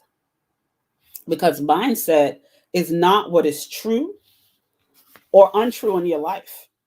Mindset usually is wrapped around all the unhealthy experiences you may be in that may be influencing you in one way or another. And that ultimately is what affects your mindset. It also could be all the healthy experiences that you're in that have, influenced you and are affecting your mindset that way. So you have to weigh the options of you're looking at these things and how these things are really affecting you. Because again, if you believe it to be true, whether it's true or not, that is, that is what's going to manifest, because those are the unhealthy experiences and the healthy experiences that you've, been influenced by. So I want to touch on money problems, money mindset, because when you think about entrepreneurship, when you think about career and any and everything that it is that you're trying to do, you start thinking about ways. Most issues stem around money. It is a reality that within our community, money is one of the biggest issues that we have. It stops us if we don't have it, or we don't have access to it, or we don't think about it in the right way, or we haven't learned about it in the correct way. I know a lot of people who want to be entrepreneurs, but they say, I don't have enough money. I'm always broke. How am I going to do this? And that is the one thing that I've noticed that some entrepreneurs have in common is an unhealthy relationship with money. And not that they're broke, but they don't think about money in the right terms. So let us think about what a money mindset is. It is basically your unique and individual set of core beliefs about money, how it works in the world, and your attitude about it. And I want to add to that also how you think it works for you, what limitations you put on yourself about how you think money works for you. So just think about it. If you're struggling with money, you can't pay your bills. That's a very real thing for a lot of people. It's happening in life right now. We're in a pandemic. A lot of people have lost their jobs. A lot of people are saying, you know what, let me turn to entrepreneurship. Let me figure out another way. But money, lack of access to capital, lack of access just to basic budgeting and finance within our communities is a big deal. And it's something that we need to talk about. But your mindset will actually shape what you believe is possible about that situation and how you're going to respond to it going forward. And as well as if you find yourself in that situation again and again. So are you in the mindset of being stuck hand to mouth? Is that where your mindset is? Or are you more proactive in finding solutions and saying, you know what? I never learned about money growing up, but I want to learn now. So I'm going to actively seek out budgeting classes and finance classes. I'm seeing all these things online about, how to save and how to invest. So are you more of that mindset of let me see what I can do to change my circumstance? Or is your mindset around money just kind of like, I'm stuck, I'm stuck in a spend mode. I don't know how to save. I don't even know how to just put $10 away toward my goal, if that is all that I have to put away, because the mindset gets stagnant. So outcomes around mindset, around money, around just about anything, you got to understand that your mindset strongly influences your outcomes, but it doesn't 100% determine them. And the reason why is because your mindset is not responsible for what others do. Only what you do and how you handle it. Only around what you have allowed to happen in your life up to now that has led you to where you are. And if you're going to allow that mindset to persist, if it's unhealthy, or if you're going to continue to improve upon it, if it is healthy, but you see room for growth and improvement. You got to understand that it's not that people don't have issues around money or issues around certain things. It's just that their mindset keeps them stuck. So when you think about, I want to go into business and, how much is it going to cost me? Oh, I can't afford that. Where is your mindset at around that? How much do you spend on Uber Eats when you can cook? I challenge everyone who's listening to this who says, I don't have enough money to start a business, or I don't have enough money to, save and set aside. Look at what you spend on extras that are not necessities that can be put towards your goal. You don't have to eat out. You can cook every day. It's a small sacrifice for your long-term goals. And if you're thinking in that mindset, it's like, oh, wow, wait a minute. I can shift. I can make this a reality. Let me strategically look at it. So again, that's something that you do. You can't put your mindset on someone else. You can't say to someone else, well, this is my goal and this is what I want to do, but I don't have it, and expect someone else to assist you with that if you're not willing to do what's necessary to make that a reality. That's why your mindset will influence your outcome, but it doesn't determine it 100%. So mindset, outcome, mindset. So when you begin to evaluate how you think about life, some of the things that you may struggle with, some of the things you may be good at, you may be saying to yourself, well, how do I get my brain to pivot and shift, from what I'm currently thinking to achieve the success that I'm trying to manifest? What does that look like? I'm hardwired this way. How do I change that? You're talking about it, but what can I do? You have to remember, your brain is a muscle. The brain gets stronger with exercise. The same way you lift weights, see my little muscle lifting weights, the same way you lift weights to recondition your body. You have flabby arms, and if you work it out long enough and in the right way, you develop big bulging biceps or, lean abs. If you're working on that, your brain is the same way. It is a muscle. So you got to do the right exercises geared toward mindset change. Because what begins to happen then when you do that is that your neurons actually begin to grow. They begin to shift. They begin to shift your mindset. What does that mean? It means that the more you develop your mindset, the more your choices are going to change, the more your lifestyle will change, and the things you say, the places you go, literally will begin to change. Because you're going to find yourself in fewer situations that were based off of old influences and old mindsets. Because you're actively working it out.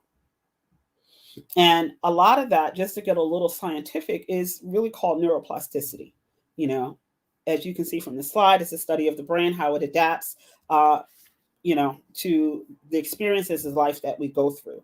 One of the things that we're learning, if you study, and you can, if you can write neuroplasticity down, Google it. But for a long time, we thought that our brain was just non-renewable. It was just kind of this organ. We never thought that our brain could form new neurons on its own, or even be able to grow and be shaped however that we liked. So a lot of decades of research have uncovered that regardless of our age, we can grow and learn new things. That our brain contains numerous circuits and pathways. And in simple terms, what that just means is that these pathways allow our brain to push through a sequence of steps. The more we go through these steps, repetition, the more our brain builds up that pathway. It eventually will form a circuit that allows us to perform those tasks with more skill and speed than before. So if you're aware of that and how it can impact you, then you are aware of how it can then impact your mindset and your growth development overall through all of your life experiences. So just to give you a few tangible mindset exercises that you can actually go through. One is self-exploration. You have to figure out, how you want to shape your future moving forward. Are you fixed? Are you going to be stuck? One thing that you can do to actually help to change your mindset are activities that encourage change. Mindfulness meditations, Qigong, yoga, Tai Chi. These are all movements that help to release energies within your body, realign energies within you from your brain all the way to your feet. Different grounding techniques, journaling. Start writing down in a notebook different things that you think about, how you're thinking about it, things that you've learned. Go back to, a passage that you've written from like a month or a year ago and see how different, the scenario that you're going through now, which is almost the same exact scenario that you went through a year ago, and how you reacted to it. Begin to really explore your mind by putting it on paper, the good, the bad, the ugly. It really does. Develop a personal vision. What do you see for yourself? What do you want for yourself? How do you want to go about doing this? What is your personal vision plan?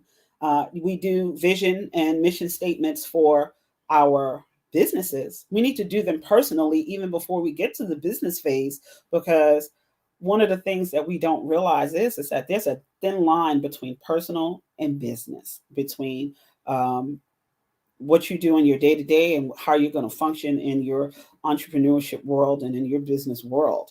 Because if you don't fix you, then you're going to bring all of that over into how you're going to function in your business. So you want to begin with you, and then look at others, look at other people, who are doing great things and doing amazing things, and start making notes, jotting things down. How are they really doing that? What are they saying? What are some of the best practices that they're sharing? What are the nuggets that they're giving out for free? And take the ones that speak to you and use them.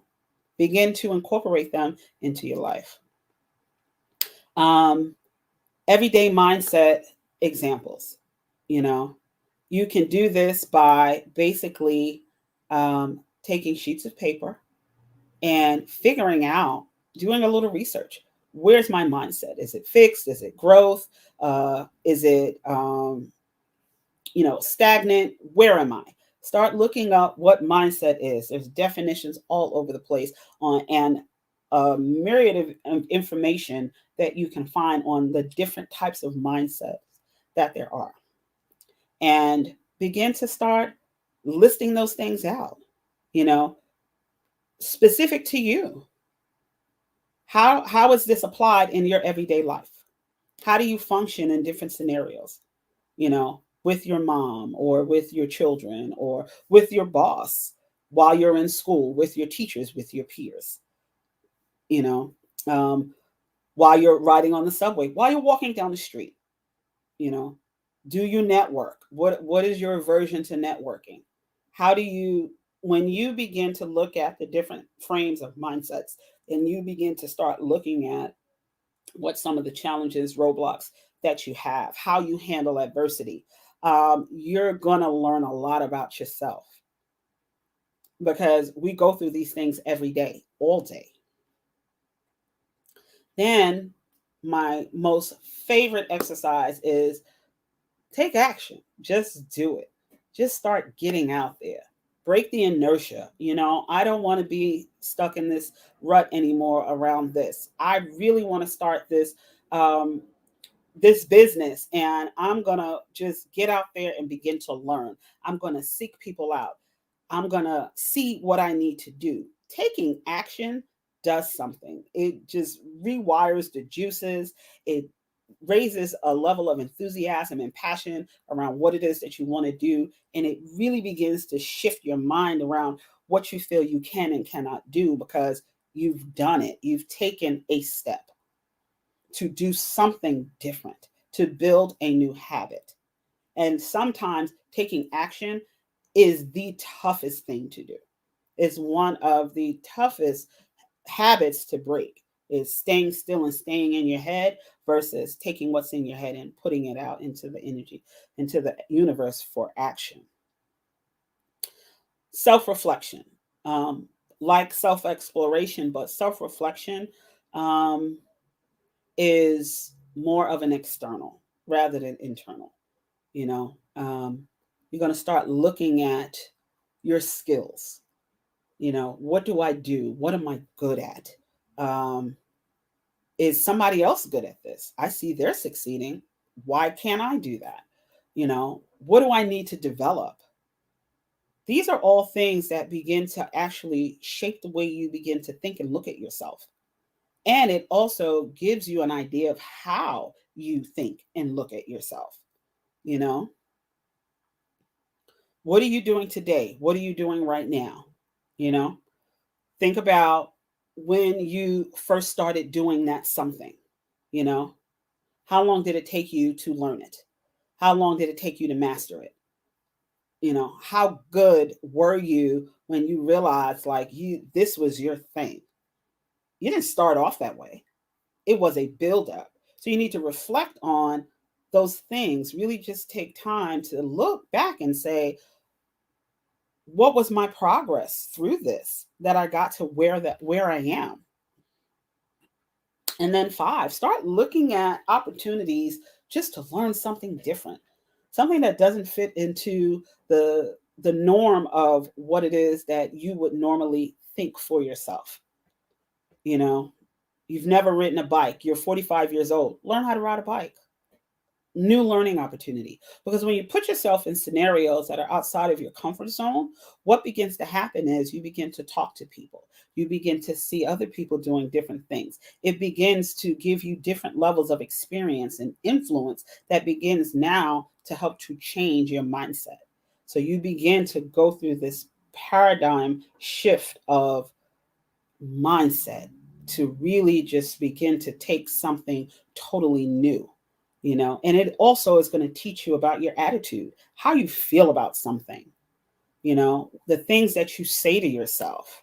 And that goes into the power of words and how we talk to ourselves, because that has a lot to do with our mindset. It really, people don't understand how powerful words are. Words.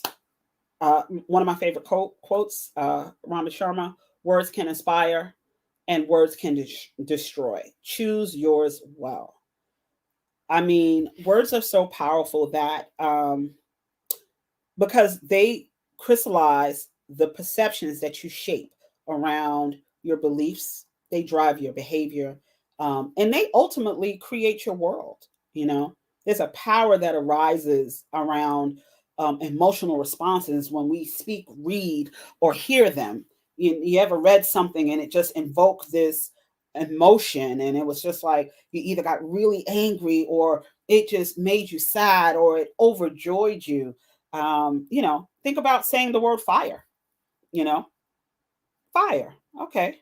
But if you say it while barbecuing, you know, or in a workplace, and how you say it, fire, that's going to elicit a response.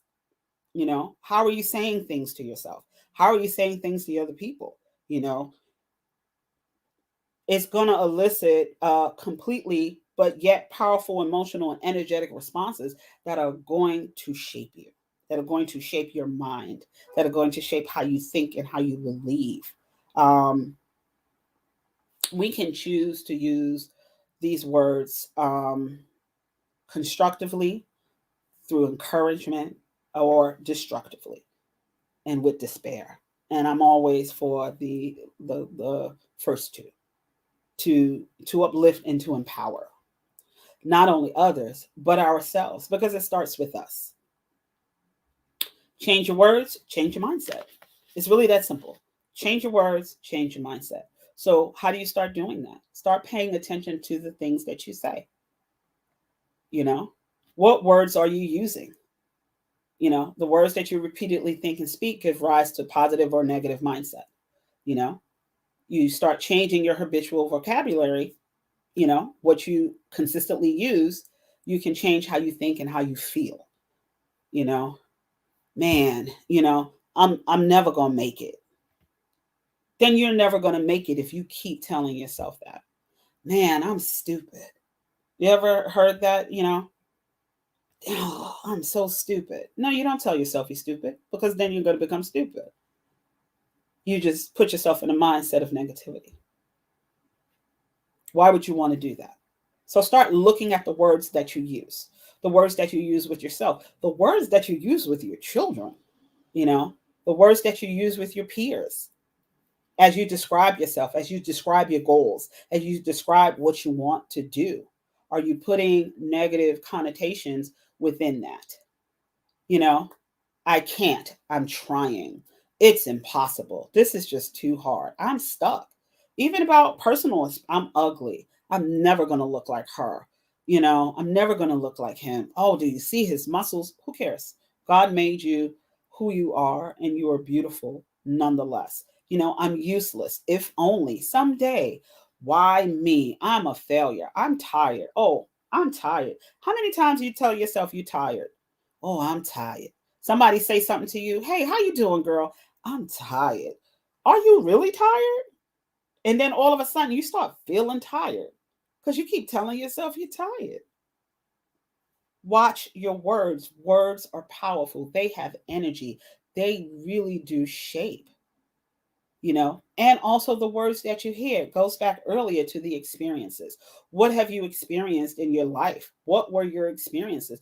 What were the words and thoughts and beliefs that were said to you that made your mindset what it is today, that is either helping you and or hindering you from your successes, business, personal, or both? The power of I am. Love it. Self-explanatory.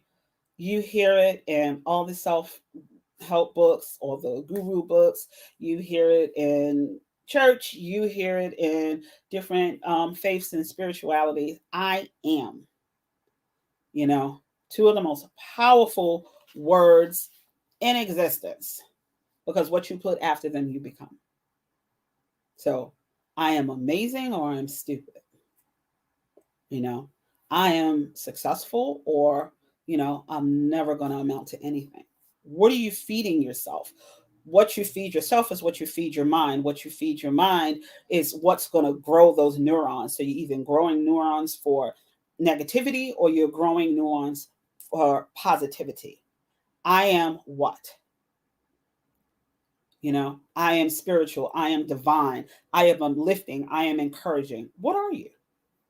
What are you feeding yourself? What are you feeding your brain that is influencing your mindset around where you want to go, what you're trying to do in your life? I am. You know, I want to read this slide because I just feel like it's so important to really tap into this. I am are two words that have the power to completely change your life.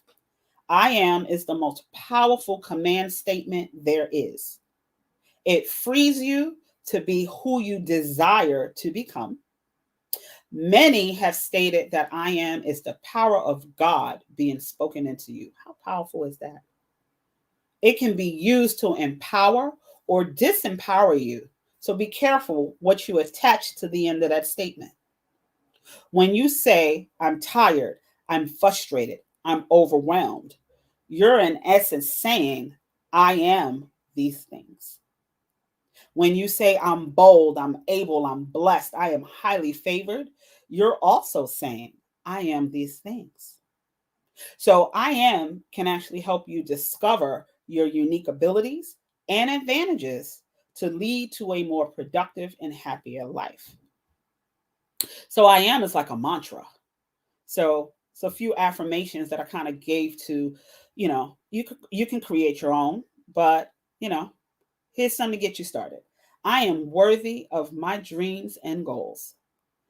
I am the power to change my life. I am a successful entrepreneur. Go back. I'm so sorry. I am determined and will never give up. You see that? And say it with conviction. Believe it. Repetition. These are the things that you use along with some of the mindset exercises that are the exercises that help to reframe and reshape your mind about how you see life, how you see. We talked about money. I am a money magnet. I attract what I need, when I need it, how I need it. Not everybody is going to be a millionaire, but you can be all right. Not everybody's going to be a gazillionaire, but you can be all right. How are you thinking about all right? Some people don't want to be a millionaire. They just want to be comfortable. But if you don't even see yourself positively as comfortable, I am getting everything that I need to be what I need to be. Put it there. Define it. So just a few others, around I am amazing. Be the game changer. I am the game changer. One of my most favorite, whether you think you can or you think you can't, you are right, by Henry Ford. So if you think that you can, then you will, because you're going to keep that. That's going to be that repetition. I know I can. This is what I'm going to do. You're going to live in that mode. But if you think you can't, and then you start with I don't know, I can, it's impossible, I tried, I kept failing, then that's exactly what's going to be right. So again, choose your words wisely. Life's real failure is when you do not realize how close you were to success when you gave up. If you fall 100 times, get up 101. If you fall 1,000 times, get up 1,001. If you fall 1,000,000 times, get up 1,000,001. And the reason why you have to keep doing that is because you have to learn from the falls. Each time you get up, you've learned something different from that fall. Eventually, you will stop falling. Whatever it is, whatever the reasons why you keep falling is because there were lessons that you need to learn in that fall. And when you learn it, you get back up and you continue to move. And eventually, you'll realize that you're going to stop falling, or the falls are going to become less and less, or the falls are only going to come when it's something that you need to learn, that you have to learn from. Falls are almost like a wake-up call. It's like, wait, let me stop you for a minute so we can get you right, learn what you got to learn, redirect you so we can continue to propel you forward. You got to think about, it's all in how you frame your mind. The most successful entrepreneurs I know are optimistic. It's part of the job description. So if you're thinking about being an entrepreneurship, if you're thinking about being an entrepreneur, if you're thinking about owning a business, if you're thinking about higher education and what are your next steps after high school, if you're thinking about what are your next steps after college, if you're thinking about a career change, if you're thinking about anything, be optimistic. Start researching and looking at stuff. I could do that. I could train to do that. Oh, start putting that energy. Everything is energy. Mindset is energy. Because you're using your brain. It's a muscle. It comes from there. You're using words. Those are real. They hurt or they empower. You're using your thoughts. Your thoughts shape your beliefs. And they shape your emotions. And they shape your responses and your actions. So always try to be balanced with what it is that you're putting into yourself. I want to just kind of put this up here. I'm going to really just kind of announce, because we're nearing the end of the presentation, that in February and March of 2022, I'm going to be doing a 6-week entrepreneurship bootcamp intensive called The Journey, in collaboration with Kingdom Legacy Partnerships. Teresa Satchel, who is just a phenomenal female. And I'm so glad that we are partnering and connecting on the level that we are. And we are going to be advertising this within the next month, but I'm going to just kind of pre-advertise it and put it out there on this platform. So look out for it. Yes. On Yes. preparing our journey and what that looks like. Oh my gosh, Miss Rashida, are you kidding me? You have rocked the stage. This has been unbelievable. This was such an amazing presentation. I mean, it was so many things that I took from this, but I just love the power of I am. So I'm hoping that everyone who is watching can take something away from those amazing, amazing affirmations that you left. Man, how do we get in contact with you? Oh, plethora of ways. So if you're Give us the one way that we get to everything else. What's that website? The website is empowergreat.com. www.empowergreat.com. What a way to break it down. www.empowergreat.com. Find her right there. We thank you so much for this amazing, amazing presentation. And guess what, Rashida? I shall see you on the other side. It's been a pleasure. Thank you. You're welcome. Oh, thank you so much. I hope you guys have been enjoying this wonderful, wonderful time. I am here to let you know about the Black Business Expo mission to raise funds for our high school students to go to college. Yes, the expo is a fundraiser for students, and you, my dear, may go to www.blackbusinessexpousa.com to donate to the scholarship fund. Our goal is to raise money so we can give away 10 laptops and up to $5,000 to a student and students who can register. Your students, come on, get registered. You can go to the same website, www.blackbusinessexpousa.com, and get registered. And guess what? The QR code is right on your screen. So all you have to do is pull out your camera, scan it, and it'll take you right to the donation page. And as always, we always want to thank our amazing sponsors. Okay, we have Black Leaders Worldwide, Black Business Expo sponsors. These are the ones for August 2021. Peony Properties LLC, First Atlantic, Step Management, NC100, Moody Capital Partners, A New Way Home, NC, Lee Entertainment, Promise Media, Suede Soul, Lotus Rich Coaching and Training, Genius is Common, Barbara H. Smith LLC, Sharon Campbell Solution Group, Kingdom Legacy Partnership LLC, Level Less Business Strategies. Thank you. Creative Force Studios, Black Business Expo USA. And we don't ever want you to forget that every single dollar counts. So we want to remind you to donate to the scholarship fund so we can give these 10 laptops away and these $5,000 to our students. So as always, I'm just going to let you know the QR code is on your screen. Scan it, take a picture of it. It goes right to the donation page, and we need your donation today. And guess what? Genius is common, and I will see you on the other side. Hi, I'm Janae Adams, and my genius is I know how to attract money to people. I paid off $50,000 of debt in 2 years. That's right, $50,000 of debt in 2 years.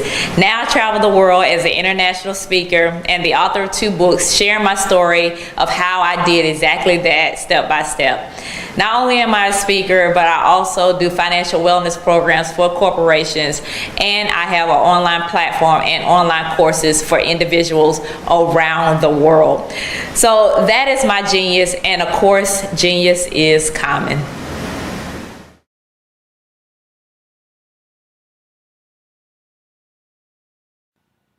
Hello, my name is Kiasi Helm, and I'm 14 years old. I think my genius would probably have to be setting goals and achieving them. I say this because ever since I was young, I always wanted to be an author, and at age 11, I ended up achieving this. But not only did I end up becoming an author, I ended up becoming a public speaker, a publisher, a business owner, all these great things. The name of my business is Written by Kids Publishing Company. I decided to start this company because I thought it was important for me to help kids my age express themselves through literacy and just achieve their own goals. Because to me, achieving goals is the best thing in the world to feel. It's you just achieving things and aspirations that you set for yourself.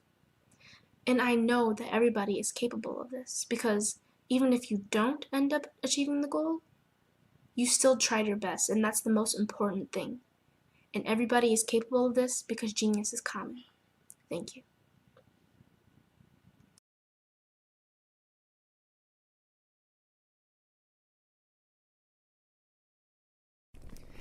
Hey, what's up, everybody? My name is Jay Hollingshed. I'm a mental performance coach, a certified life coach, certified executive coach, a public speaker, a Huffington Post contributor, international best-selling author, and I am still growing into my genius because pretty soon I will be Dr. Jay Hollingshed. None of the titles that I just ran down to you would even be possible if I didn't tap into what you and I both have in common. That's called genius. Genius is common. Now, everybody has it. It's that one thing that you are very good at and you excel at that no matter what. Me, mine just happens to be connecting with people, introducing them to their potential, and allowing them to manifest their greatness. Let me ask you this. How long are you going to let your genius be on hold? Don't wait. Be great today. Start now. Exist as your genius. And through love, be a blessing. This has been Jay Hollingshed. Genius is common.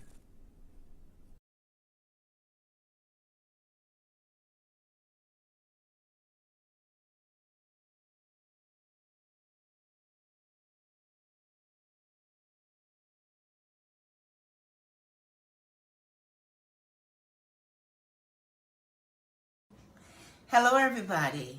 This is State Senator Barbara Robinson from Baltimore, Maryland, representing the 40th Legislative District in Baltimore City.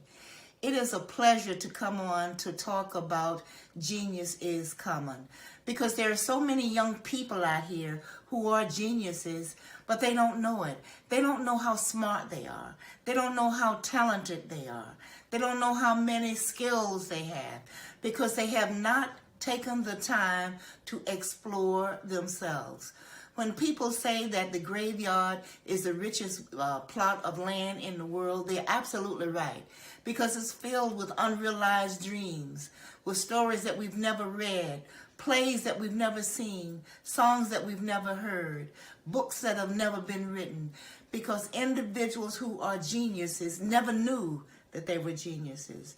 You know, I taught in prison for 7 years, and I can't tell you how many times I've read books written by inmates, incarcerated inmates, who knew that they didn't know that they could write until they were incarcerated. Or the poems that I've read by poets who didn't know that they were poets until they were incarcerated. Or Christmas cards, Valentine cards, special interest cards that were not only drawn or painted by incarcerated individuals, but the verses inside were also written by individuals who never knew that they had that type of talent. And when you look at people, some of the young people who are in the streets, who are selling drugs, who are really running a business, but don't know that they have that type of business mentality because they have not put it to legal use. Genius is common.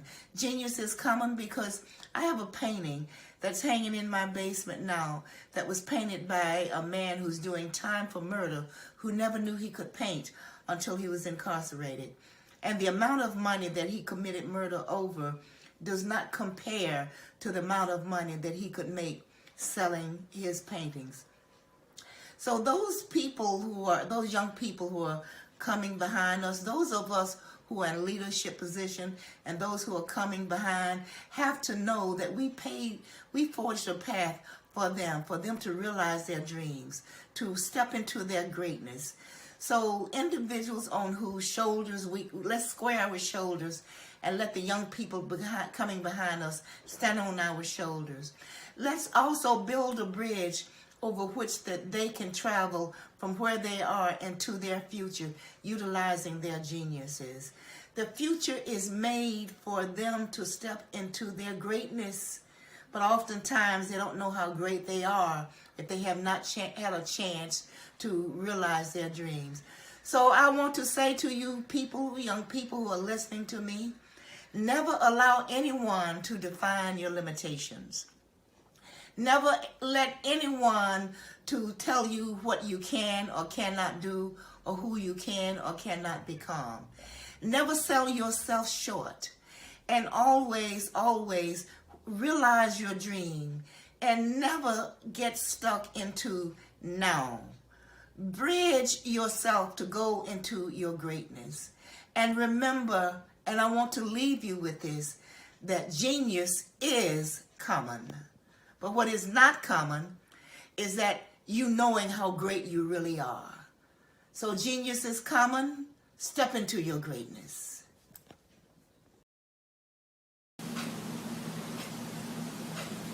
My name is Fahim Judah El. I'm a teacher of metaphysics, biblical symbolism, allegory, Kemetic science, our story of Nubia, Kemet, and Cush. My genius is writing.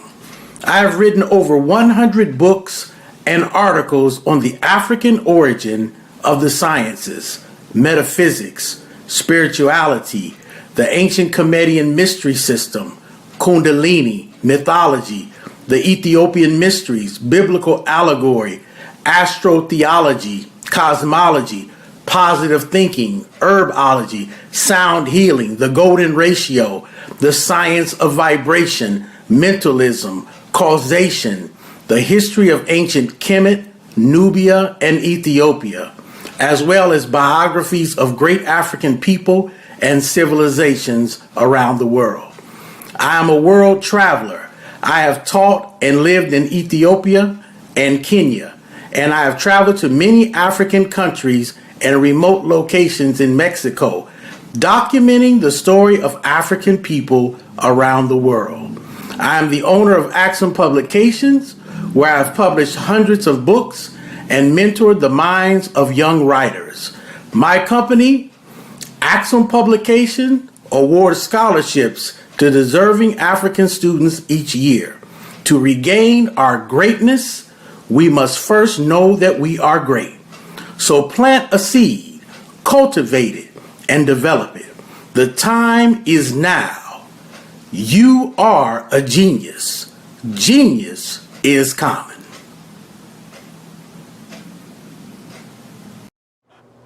Hi, my name is Megan, and I'm creating this video to let you know that genius is common. To me, this is a phrase where passion meets excellence. Now, you may never be known or recognized for your genius, but know that it is yours and no one can take it from you. For me, I love music, especially singing. That is my genius, and I'd like to share it with you. Sweet breath of God, come and fill my soul. Lead me into that place where you are, 'cause I wanna run to you despite what I'm going through. Help me to cling to what you have for me. Oh, Holy One, into your arms I come. Hold me until the day your light is done. Hold me until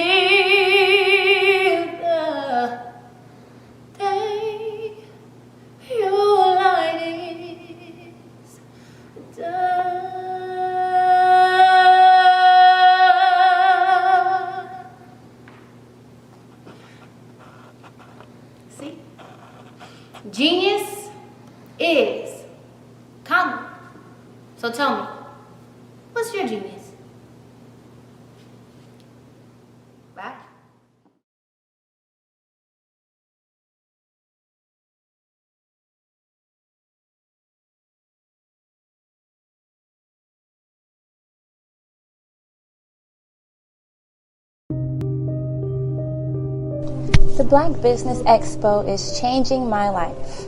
This year, they are giving away laptops and even $5,000 in cash to students just like me.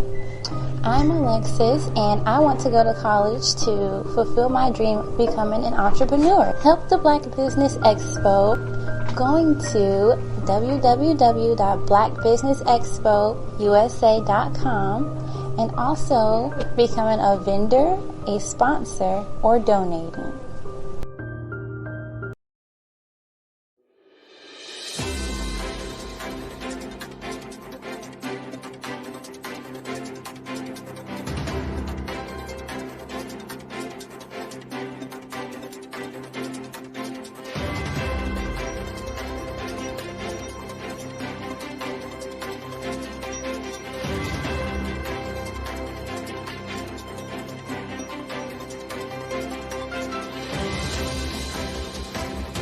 Black Business Expo, one of the largest business showcases in the history of Black America in North Carolina. Sign up today at www.blackbusinessexpousa.com or call 919-380-9090. I am Black Business. I am Black Business. From the moment I wake until the time I sleep, I am Black Business.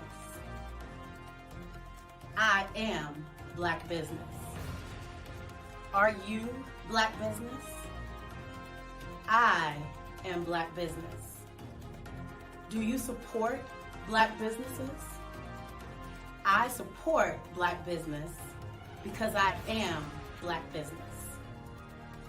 Black Business Expo, one of the largest business showcases in the history of Black America in North Carolina.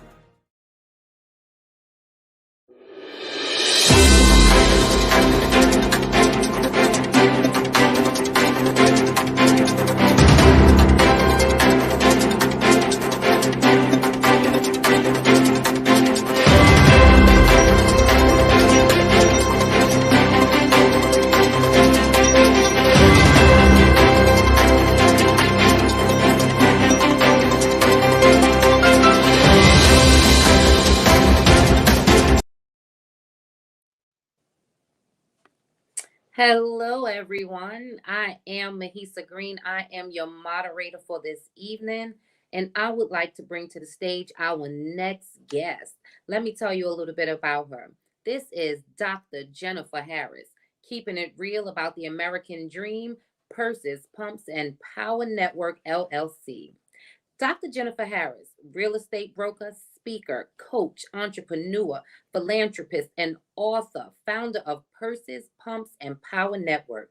Like you, entrepreneur and real estate broker, Dr. Jennifer Harris has read her share of success stories from women who have gone through some challenging life storms. Dr. Jennifer believes that her own life storms help catapult her towards her dreams of business ownership, executive coaching, and empowering women who are stuck, stagnant, and sleep in their life, career, and business. She does this through real estate, entrepreneurship, workshops, coaching, and conferences. Some women dream about wealth and some actually talk about it. And there are women who demand wealth and then take it. Dr. Jennifer Harris is that woman, known as the woman with the Midas touch. Everything she touches turns to legacy. A true advocate, Dr. Harris has devoted her life to creating financial and economic freedom for women around the globe.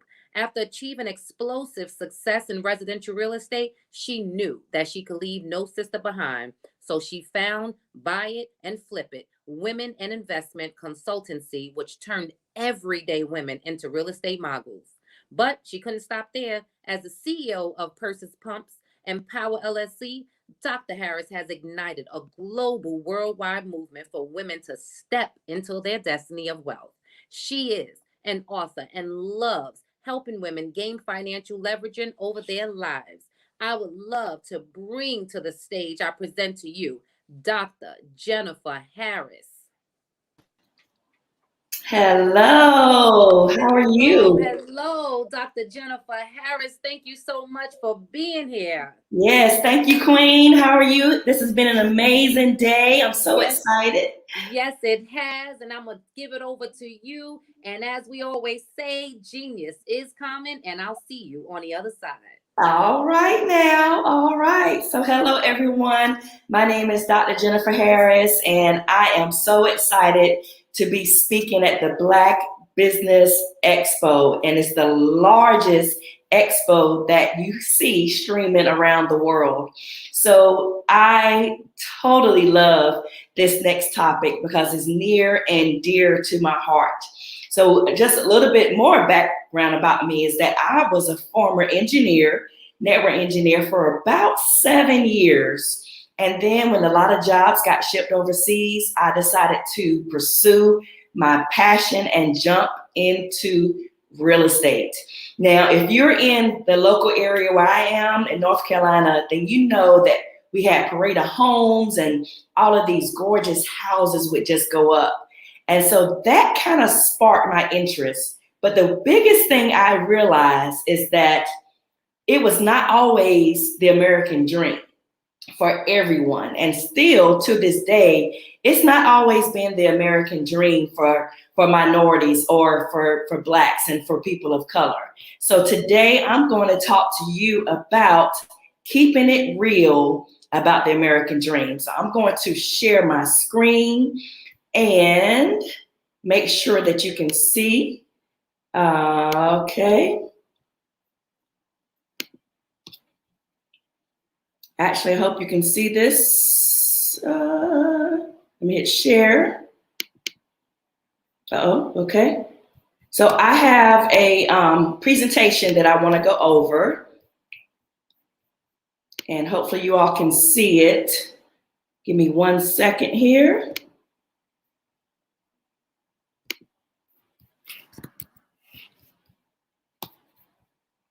Can you see my screen?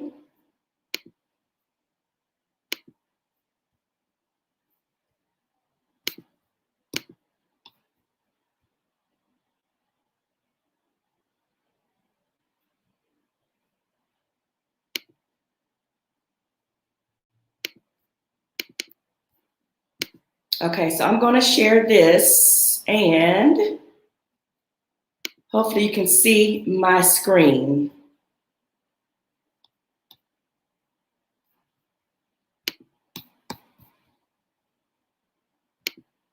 Can someone please let me know if you can see my screen?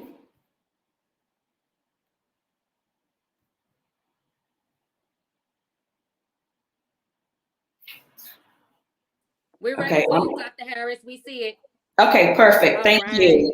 All right, so let's get started. So being the founder of Purses, Pumps, and Power, I always looked at myself as an investor. And today I want each of you to look at yourself as an investor. So I always say these affirmations to myself and these declarations that I am an investor. I invest in myself. I invest in my happiness. I invest in my freedom, and I invest in my future. Hashtag I am an investor. So I want you to put that in the feed and think about it from a stance of you being an investor, investing in your happiness, investing in your future, and investing in your freedom. And today I'm going to talk to you more about that.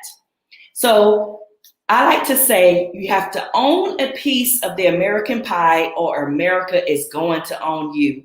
Now, listen, we all know that today real estate has been the hottest topic of discussion, so much so that if you don't own a piece of that American pie or this American pie, what I call real estate, then it is definitely going to own you.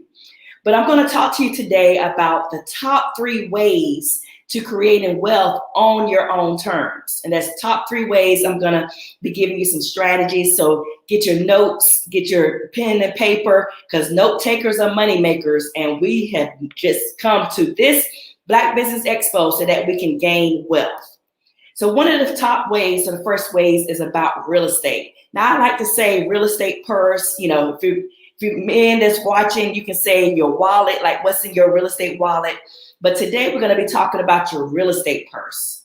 So the number one way to creating wealth on your own terms is real estate, and that is to own it. And as you know, as Blacks, as entrepreneurs, I was actually very happy to have and privileged to have been raised in a household with both my mother and father, and they owned their own home. So that actually kind of sparked in me as well about home ownership. And we know that the wealth gap between, you know, African Americans and other nationalities is very wide when it comes to this particular department. So I'm thankful to be able to speak to you today about owning real estate. But one thing I want to tell you is that owning real estate, you have to think about it. Maybe you're wanted to buy your first home. Maybe you wanted to buy your second home or an investment property or a short-term rental. But the thing I want to tell you is that wherever you are in life, your mind got there first.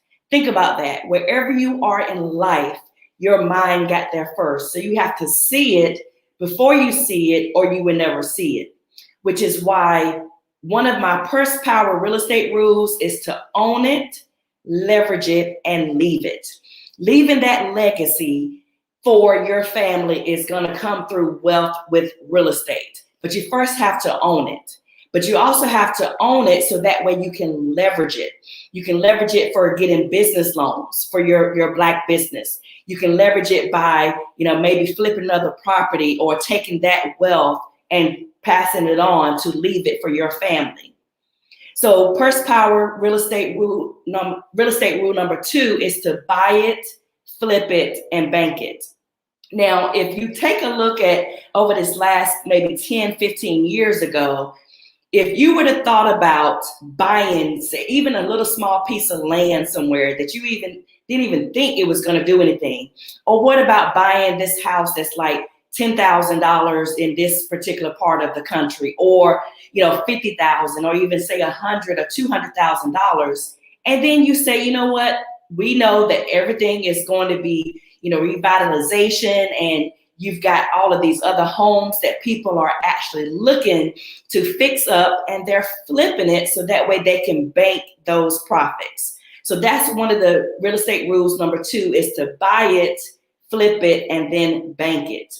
So you may think about homes as far as like flipping houses. And I know a lot of y'all have been watching HGTV and Property Brothers, but think about how you can rehab and resell these homes. You can do it with other couples. You can do it as a Black business. You can actually go after grants that are actually wanting to, make these areas more desirable. So think about that part of your wealth. And today at the Black Business Expo, I'm going to challenge you to write down what your wealth goals are when it comes to real estate. So rehab, resell, or flip houses.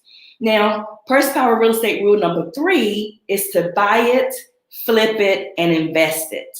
So buying real estate, I'm going to show you some examples of some couples and individuals that I've helped I've helped hundreds of people over these last almost 18 years of real estate. But I'm going to actually show you some strategies to where whenever you decide to buy maybe that piece of land and you flip it, and you can actually invest that into short-term rentals, or some of you may know them as Airbnb. But you can also take that money that you flip with your business and your real estate business, and you can start wholesaling properties. So I'm going to talk to you about that as well. So purse power rule number 4 is to buy it, rent it, and bank it. Now, think about all of the times that people need housing. Think about the millions of people, no matter if you're in America, no matter if you're in Africa, no matter if you're in Greece, no matter if you're in, California, no matter where you are, everyone needs housing. And I actually know a lady that I helped purchase her first house, and she had been renting this property, now get this, for 30 years. Yes, 30 years. And I thought about that for a moment. And when we handed her her keys, she said she never even thought about buying a house. Her and her daughter decided to finally buy it together. Even her landlord cried when she actually was moving, because she basically paid for that house probably 2 or 3 times over. So that purse power real estate rule number 4 is to buy it, rent it, and bank it. banking that profit that you're going to see coming in from investment properties. And you can actually leave that as well. So we're going to talk about investing it. So investing in real estate right now is one of the top things that you see people from Warren Buffett to Oprah Winfrey to Jay-Z and Beyonce to, you know, the Rockefellers, to all of these people want to get into real estate. But think about getting your piece of this American pie. Like, you only need a small portion of it. You don't have to like start so big, because you have to start before you're ready. But investing in real estate is one of the largest and I would say one of the most overwhelming and also one of the most profitable ways to start building that wealth, because you can take what you invest into real estate and put that into other things. Like if you want to start putting that into the stock market, or putting those monies into, say, cryptocurrency, or putting that money into a bank account for your children, I'm going to tell you that's the way to go. So apartments and strip malls. Now, how many times have you driven down the road in your local city or local town and you saw all of these apartments and strip malls actually being built? So much so that you're like, where are all these people coming from? Well, the one thing that's not slowing down are apartments and strip malls, because they know that people need housing. They know that sometimes people pay, 2 and 3 times what they would normally pay for a house. They would pay that in an apartment or strip mall, but you cannot leave that legacy or leave that apartment unless you own it. You cannot leave that strip mall unless you own it. So one thing I love that Warren Buffett says is the best education you can get is investing in yourself. And that doesn't mean a college or university. The beauty about real estate is that you do not have to have a college degree to invest. You do not have to have all of these skills. All you need is a dream, a plan, and the will and the desire to be like Warren Buffett and go get this real estate. So you have to invest in your knowledge of how to create wealth, because wealthy people, they don't wear their money. Wealthy people invest their money. But we're going to talk about investing in your knowledge of how to create the wealth. Like if you don't know where to go to maybe invest into real estate, or you may say, you know what, I don't know which area or direction I want to go to invest in the real estate. Well, invest in that knowledge of how to create the wealth for your family. But you also have to invest before you invest in things. Invest in yourself before you invest in things. It's not all about the big Louis bags and, the best purse. Purses, pumps, and power. But the purses really represents those 7 purses of wealth. But the top thing, like I mentioned before, starting off, is that you are an investor. So invest in yourself before you invest in things. So you have to invest in your knowledge of wealth before you waste your wealth. Now, how many times have we seen the wealth gap between, African Americans and these other nationalities or the Caucasians? How many times have we seen that wealth gap be so huge to the point where we're wondering, well, what are they investing in? What are they doing?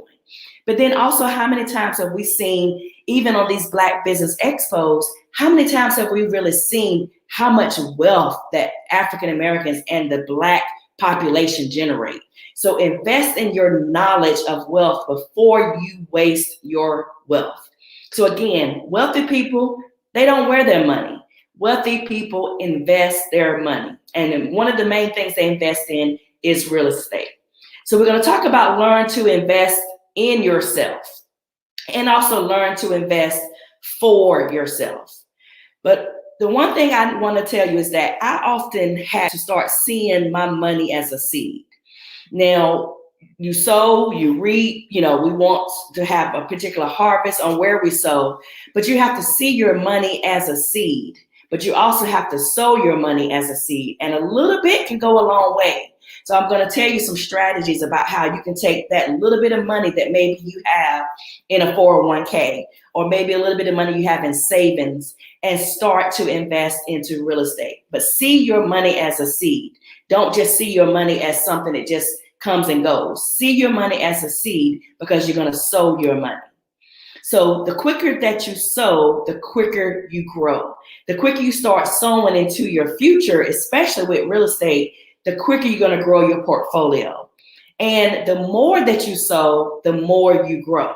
The more you start sowing, maybe with other couples that you want to start getting together, or maybe have a partner that you say, you know what, let's team up and start owning some real estate. Let's team up and start sowing our money so that we can grow our legacy for our families.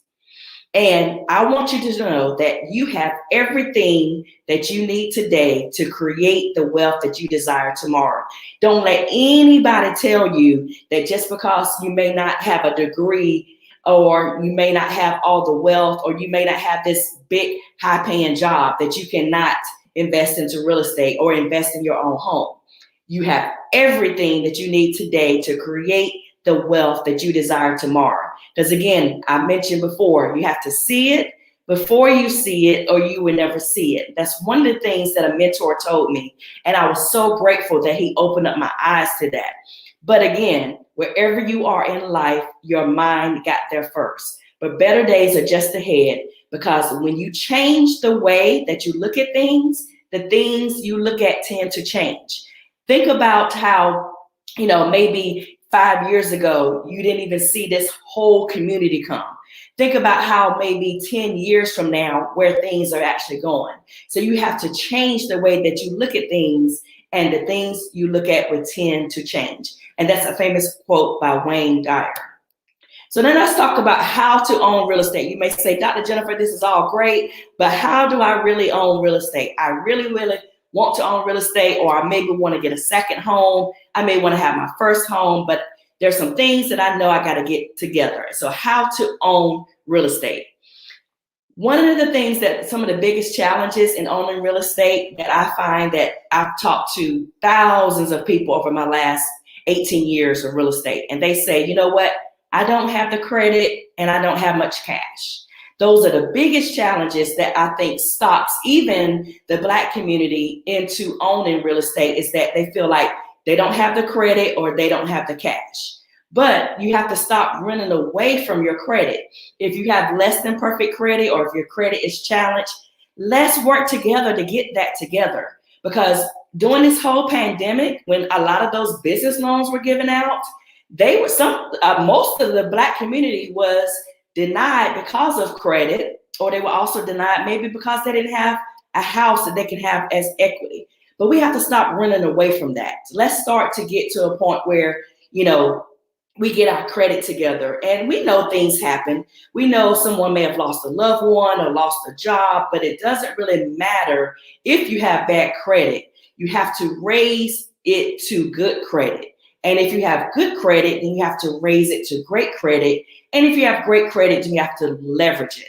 So I'm going to tell you a few things about how to do that. But just know that it's no shame in the fact that if something happened, if you had a foreclosure or a bankruptcy, or you may have lost a job, millions of people are in that predicament over these last 12 months. So just know, if you have bad credit, let's work together to get you raised to good credit. And if you have good credit, let's get you raised to have great credit. And if you have great credit, let's actually get you to leverage that credit. Now, one myth I actually hear all the time is people say, you know what, those credit agencies or those credit repair agencies are for people with bad credit. And that's actually not true, because I work with many credit agencies that will take your rent and actually apply it to your credit to help you increase that score. I work with many repair companies and agencies that say, you know what, maybe you at a 650 score, you want to get to like a 700. Or maybe you at a 700, you want to get to an 800. All of those things are ways that you can actually work with repair agencies and companies, and they're just not for people with bad credit. So I want you to think of your credit like insurance. So it's similar to your car insurance. It's better to have it and not need it than to need it and not have it. So think of your credit like insurance. So we all know you have to have auto insurance, and we all know that you cannot be driving out here with a particular insurance. So think about your credit score as that insurance to go get that business started, that insurance to get that loan, that business loan, or even the insurance that you want to see and have the best rates possible because you've grown your credit. So just like with car insurance, it doesn't matter whose fault it is that the credit has been damaged. Like I mentioned before, I work with so many different people, and it's also a fact of, somebody may have, had a divorce, or they may have, like I mentioned before, lost a job. And a lot of people have did that during this pandemic. But just like car insurance, it doesn't matter whose fault it is, the credit is still damaged. So now we talked about the credit. Let's talk about the cash. They always say cash is king, but sometimes you're wondering, do I have enough cash to purchase real estate? Do I even have enough cash to even, maybe buy a car or buy my first home? So what about the cash when it comes to real estate and having your piece of this American pie? And there's 3 options I want to talk to you about. Your cash, the bank's cash, and one of my favorite, OPC, is other people's cash. So those 3 options is your cash. Now you may have, a savings account or a Roth IRA or something set aside, or maybe you have some money that someone may have left you, from an insurance policy or something like that. So that's your cash. The bank's cash right now is very cheap. When I say very cheap, it is very cheap right now to get the bank's cash. I have worked with individuals over these last 30, 60 days where they have had like a 2.5% interest rate. Now think about how cheap that money is. And right now, money is on sale. And one of the things I love about OPC is using other people's cash. So you do not have to use all of your cash to invest in real estate, but those are 3 options for you. Because it's really never a good idea to leverage all of your cash, because you want to make sure you have that stash there, but it's never a good idea to leverage all of your cash, which is why cash is on sale right now. Cash is definitely king, but it's on sale right now. So the reason why I say cash is on sale, because there's different financing options that you can actually have. So when you're financing your first home, or when you're financing, say, that investment property, or you're financing that short-term rental, then you can do those through a traditional bank who's going to have 2 types of financing. There's your owner-occupied and your non-owner-occupied. Now, owner-occupied is where you're going to be planning to live in the house. And this also includes duplexes. So duplexes up to maybe a 4-unit. You can live in one part of the unit and rent out the other 3. That's still considered owner occupied. So think about all of those things that I'm sitting here turning in your head right now. You may not have thought about it, but hey, people do it all day long. And non-owner occupied is where you're gonna be on financing a property. You may be using it for a short-term rental, or AKA Airbnb, or corporate rental. But a non-owner occupied is also where you may want a second home. You may want a second home for, your elderly parents, that you may have to do a second home for them, a home for them. Or you may want a second home if your kid is actually going off to college. And I've helped hundreds of people do this. So I actually graduated from North Carolina State University in Raleigh, North Carolina. Whoop, whoop.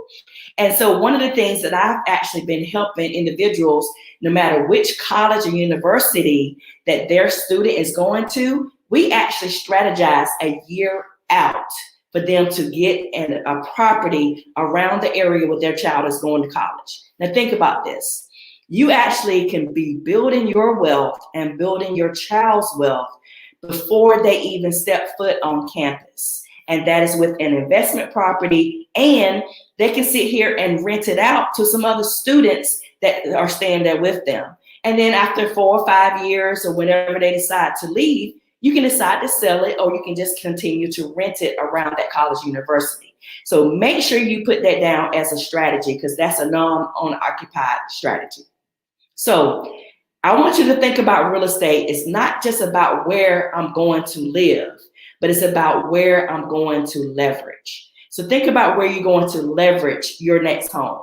Think about where you're going to leverage your next investment property, because you may be in an area like right now, the market is booming, it's a seller's market, but think about what it's going to be doing 3 and 4 and 5 and 10 years from now.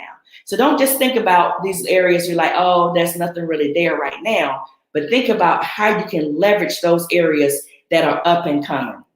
So let's talk about other cash sources. And you may say, what type of other cash sources are there? So there's all types of alternatives to lending.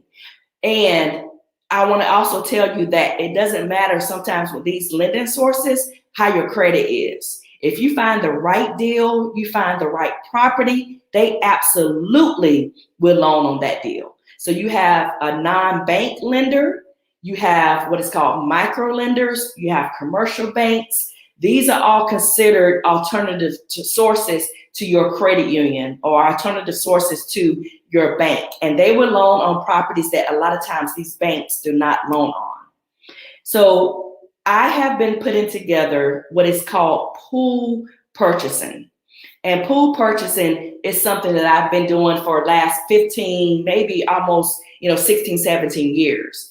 Pool purchasing is where you go in with, say, another couple or another group of, say, maybe 3 or 4. And pool purchasing is where you will pool your money or you will pool your resources together and you would buy, say, an apartment complex, or you would buy a strip mall, or you would buy an investment property, or you could also buy a property that you want to rehab and then resell it or flip later. So let's talk about what is pool purchasing. With pool purchasing, some people have the credit. Now you may have, say, a group of 5, and maybe 2 or 3 people have the good credit, but some may have the cash.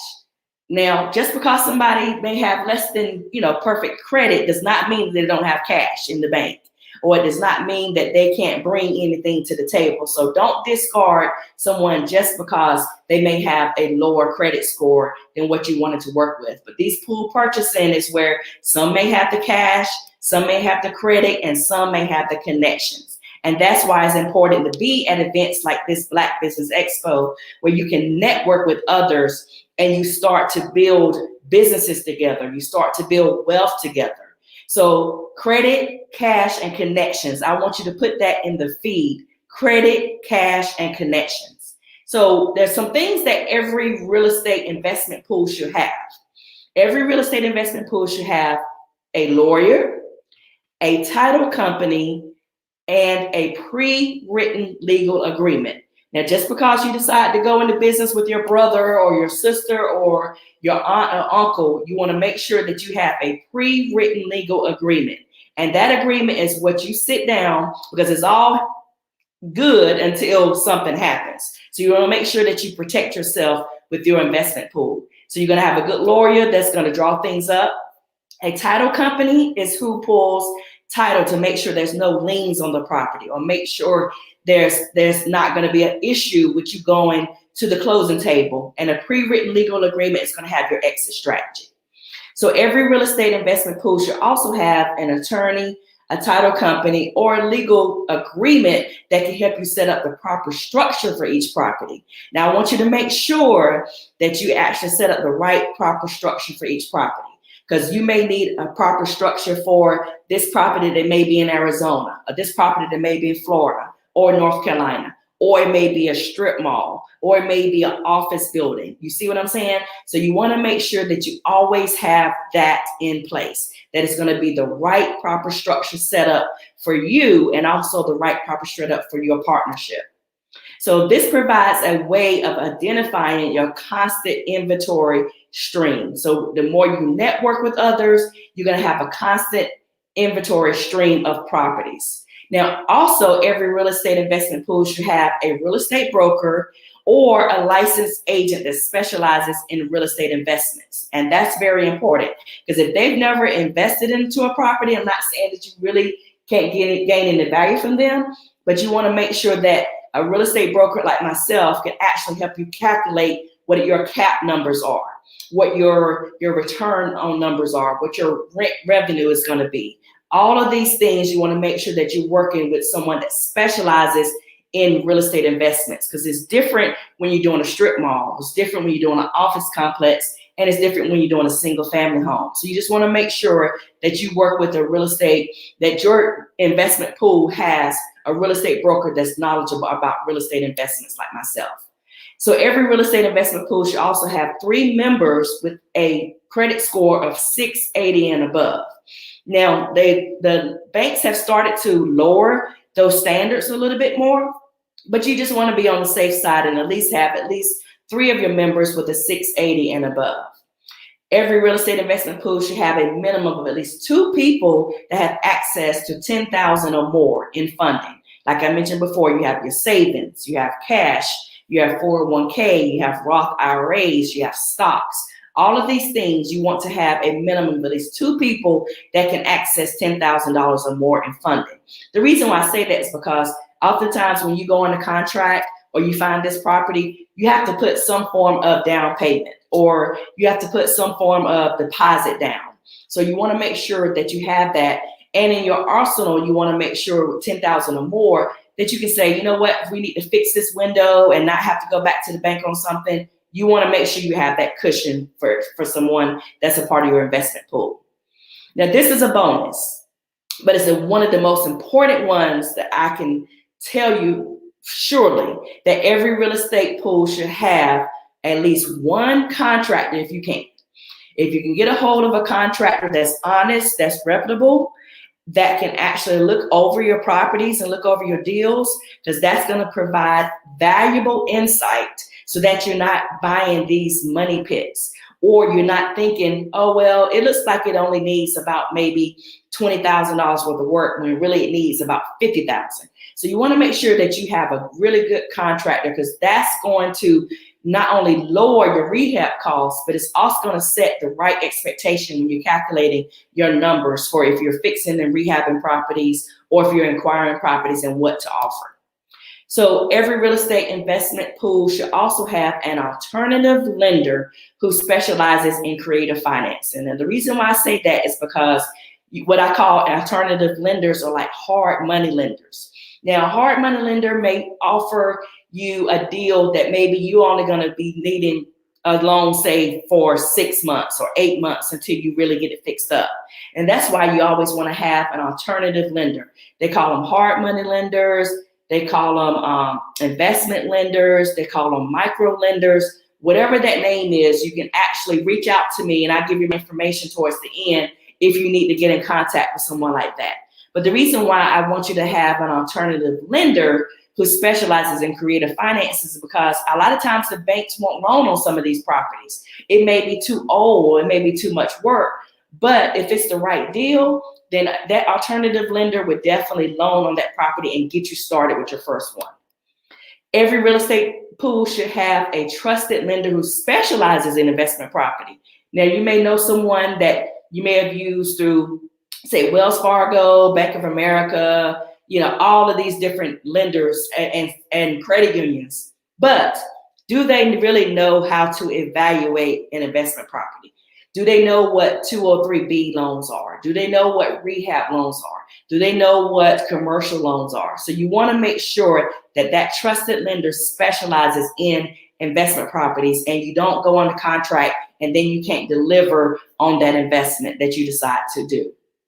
So we all have the ability to become real estate investors. And that's why I said owning a piece of the American pie or America is going to own you. And that's why also I started off in the beginning talking about you are an investor. And if you think about all of those sources, it's actually going to take new skill set and a new mindset. Now, sometimes you may be wondering, what kind of skill set do I need to start investing into real estate or buying my first home or flipping properties? What kind of mindset is going to take? But again, wherever you are in life, your mind got there first. And that includes your skill set and your mindset. So now I want to show you some just general flips and general properties that some of my first time investors have done. So this is an investor that started out small. They wanted to start out small. It was a 3-bedroom townhome, and they actually wanted to gut out the inside and do what is called a rehab.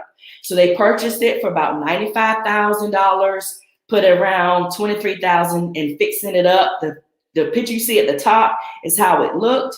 And this person, was like ready to go ahead and just get out. And then you see at the bottom how it looks now. So we totally gutted out the inside. We worked with some of the best contractors and gutted out the inside, and it actually sold for over $152,000. And that was one of their first townhome investor flips. So again, I said, you don't have to start huge. You can just start with a lot of these off-market deals that I get. Off-market meaning they're not listed with a realtor or they're not listed with a real estate company. Oftentimes they'll call me and say, hey, I got this deal. Do you have anybody that wants to purchase it? And that's what we did with this one. Now, this one is what I call the Hackett's House Flip. Now, it was this client's first flip property. The home had some terrible tenants and was distressed in a bad condition. The homeowner was just, older. He was just pretty much had it. But he had when I say terrible tenants, they were terrible. Wow. But it was in a great location that was in the neighborhood. And the owner was pretty tired and fed up with this particular property. So he was motivated to sell and just walk away. So we purchased this property, or they purchased this property for $128,000. Now, this was in North Raleigh. And for those of you that know North Raleigh, there's still a few gyms around, but this one, they put around $82,000 into it and sold it for over $282,000. So that's just how fast the Hackett House did a flip. This one here is an investor new build. And so I want you to think about that land that may be downtown or that land or in some of these rural areas where these new construction builders are actually coming into these properties. So this was an investor new construction flip. It was a builder and an investor that did a partnership. Remember, you can actually pull together, but it was a great town that was in need of housing. And right now, everywhere is in need of housing. Yes. So it cost about $170,000 to build, and we sold it between $240,000 and $260,000. But the beauty of it is they got credits for affordable housing. So just don't think about, where things are now. Think about where they actually can be going, and you're helping deserving families. That is amazing, Miss Jennifer. Dr. Jennifer Harris, that has been amazing. First of all, I love the name of the company, Purses, Pumps, and Power Network. Thank you. You have given so many nuggets. I'm going to leave you with this. You said, see it before you see it, or you will never see it. Or you will never see your mentor once again for that wonderful, wonderful saying, because you might see it on my social media, but I'm giving you and your mentor some credit. All right, now. Well, we just thank you so much, Dr. Harris, for being with us. We just want to congratulate you on your soon-to-be blockbuster. We want to say you are amazing and doing some great things. And, man, we are just happy to have you.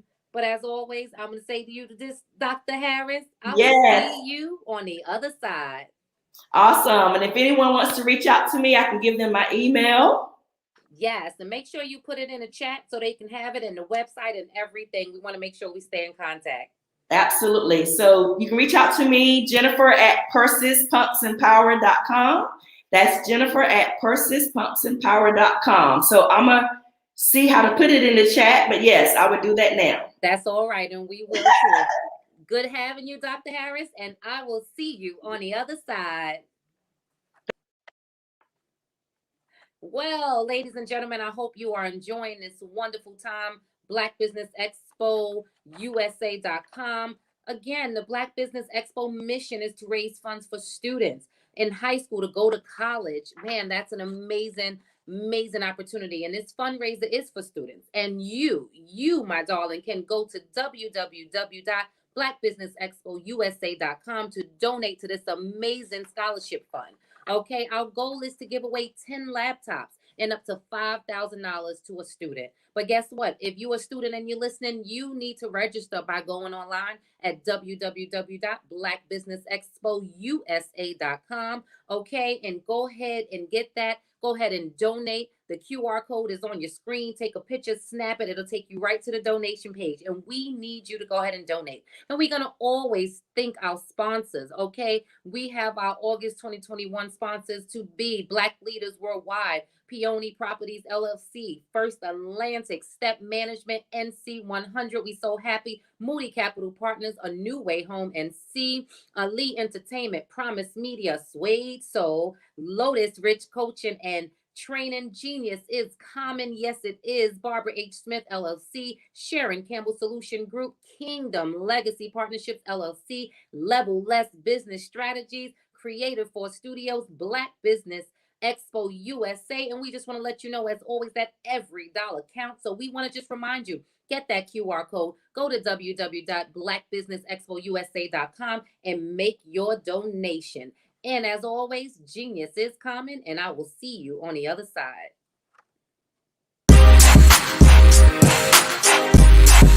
I'm Jaha, Chief of Tonkawa of Texas, artist and entrepreneur. My genius is master building. Master building with what's in my hands or nothing at all. I learned to keep it simple, clear, and concise. Lay a strong foundation in truth and purity, and you really can't go wrong. Allow room for yourself and others to grow. Tap deep. I learned a lot there. Like, it's better to steer away from being judgmental. I learned more about my uniqueness. I learned about authenticity, so on and so on and on and on and on. I realized I didn't have to spend my time being in competition because I already won. You don't have to spend your time always competing against people. You're already a winner. Allow yourself room to grow and allow others room to grow.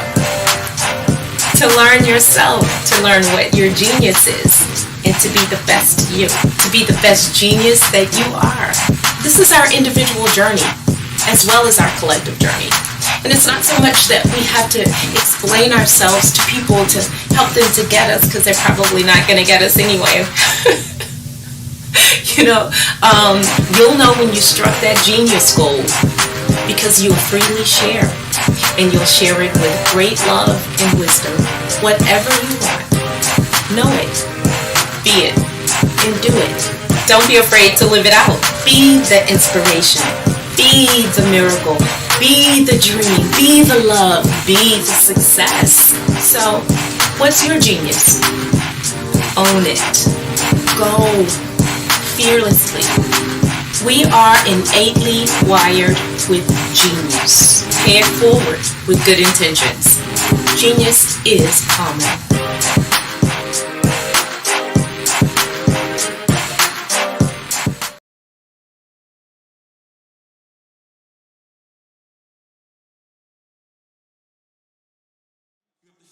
Genius level talent. Then you have to believe in it so hard because people put their shit, their insecurities on you.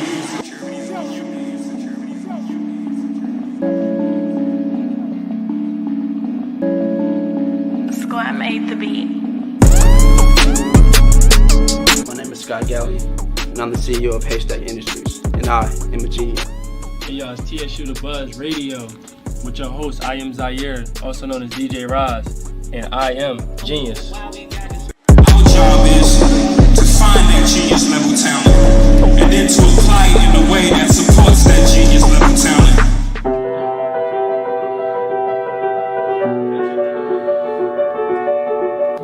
My name is Mariah Lee. I'm a musician and I am a genius. I sing because I'm happy, and I sing because I'm free. His eye is on the spell. My name is Justice. My genius is music. Genius is coming. Doesn't mean you have to walk around planting unwanted seeds. Doesn't mean you have to walk around with all the guns. My name is Mira Moffitt, and my genius is poetry.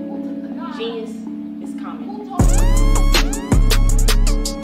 Hi, I'm Celeste Stein, an associate professor of mass communication.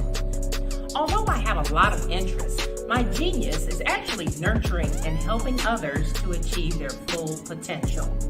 I currently teach at Tennessee State University, where genius is common. I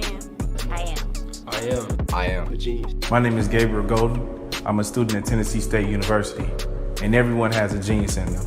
So I challenge you to find your genius.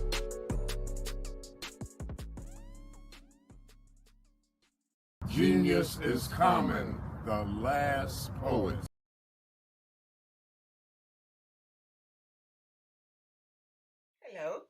I'm Dr. Vowero Otomewo Oriaki, popularly known as Dr. V or Lady V. I'm a best-selling author, a confidence coach, a motivational speaker, and a next-level strategist. The genius in me is the confidence in me.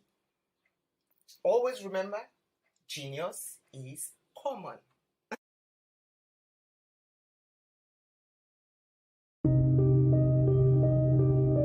The Black Business Expo is changing my life. This year, they are giving away laptops and even $5,000 in cash to students just like me. I'm Alexis, and I want to go to college to fulfill my dream of becoming an entrepreneur. Help the Black Business Expo going to www.blackbusinessexpousa.com and also becoming a vendor, a sponsor, or donating.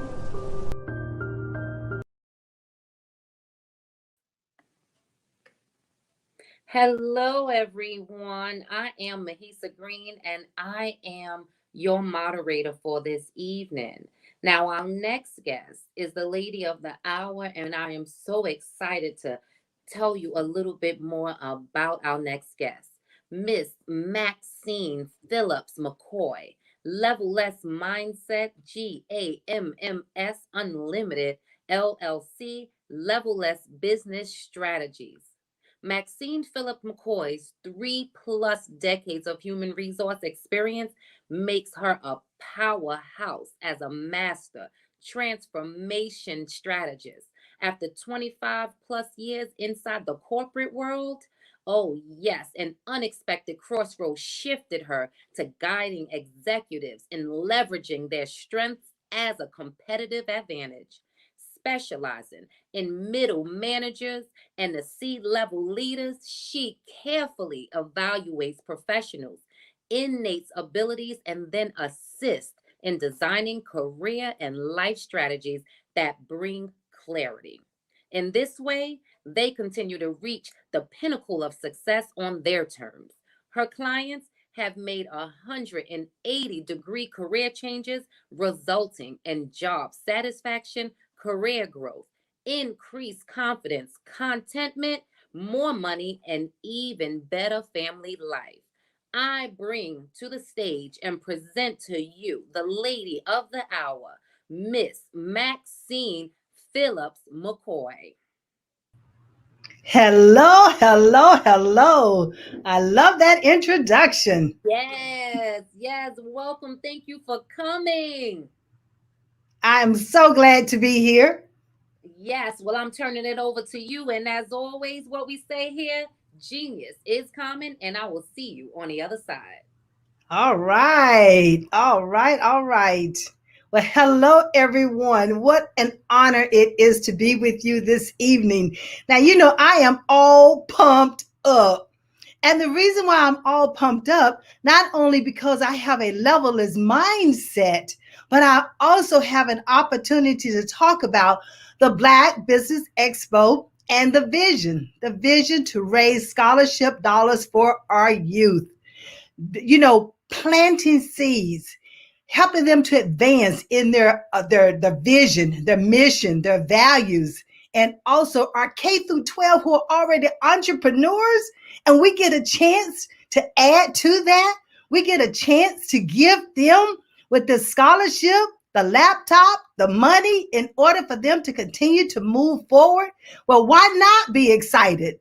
I trust that you're excited with me. So when the Cash App comes on the line, hey, go on, use that Cash App and donate. No amount is too small and no amount is too large.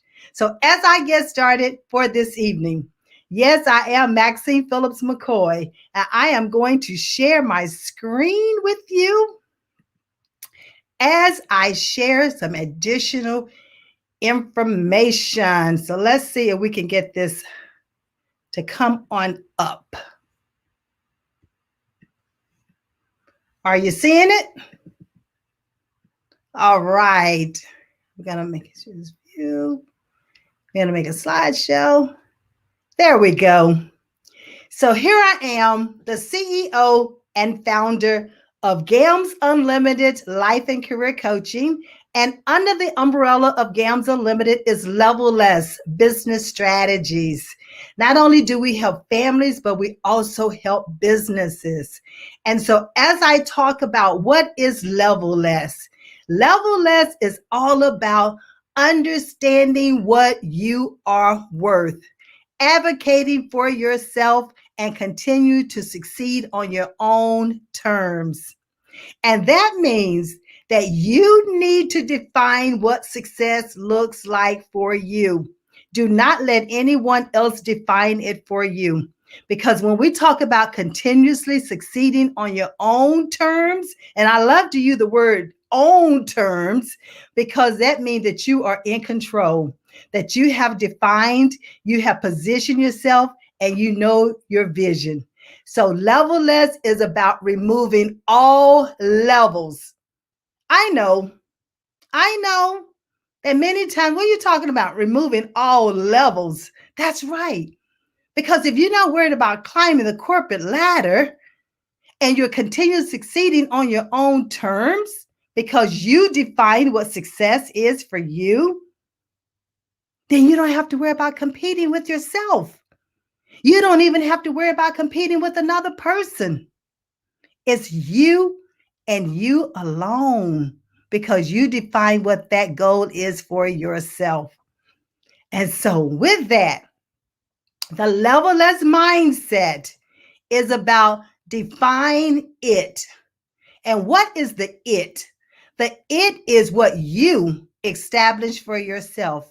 It is the goal. It is the strategy. It is the roadmap. It is the blueprint. It's all these things that you have established for yourself. And it's what you want to achieve, not what someone else told you you should be achieving, or you in competition with someone else, because what your gift is for you is only for you. And what the universe has for you is for you. But you have to have the right mindset in order to be able to see it. So when I look at Level Less mindset, and as a little girl growing up, always being curious about learning, about listening to my elders, about sitting around so that I can glimpse some of these words of wisdom, is about taking that wisdom and putting it into an application and making it work for you. I tell you what, I was always promoted. And I was promoted without even a degree. But there was one thing that I always had, and that was the mindset to go after what I saw myself doing. And that brings me to the pillars of Level Less mindset. And if you notice, it says initiating and planning. Then the next box says executing, monitoring, and controlling. And Maxine. We have closing.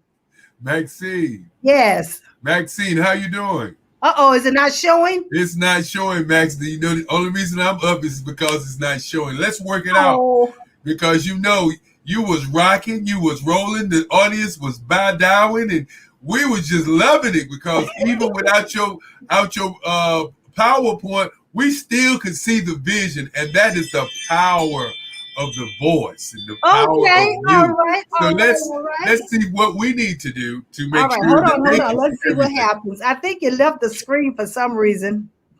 All right, let's cancel that. And let's get this PowerPoint back up here. All right. Do you see it? No. Okay. Every time I bring that one up. Okay, hold on. Let me do one more thing.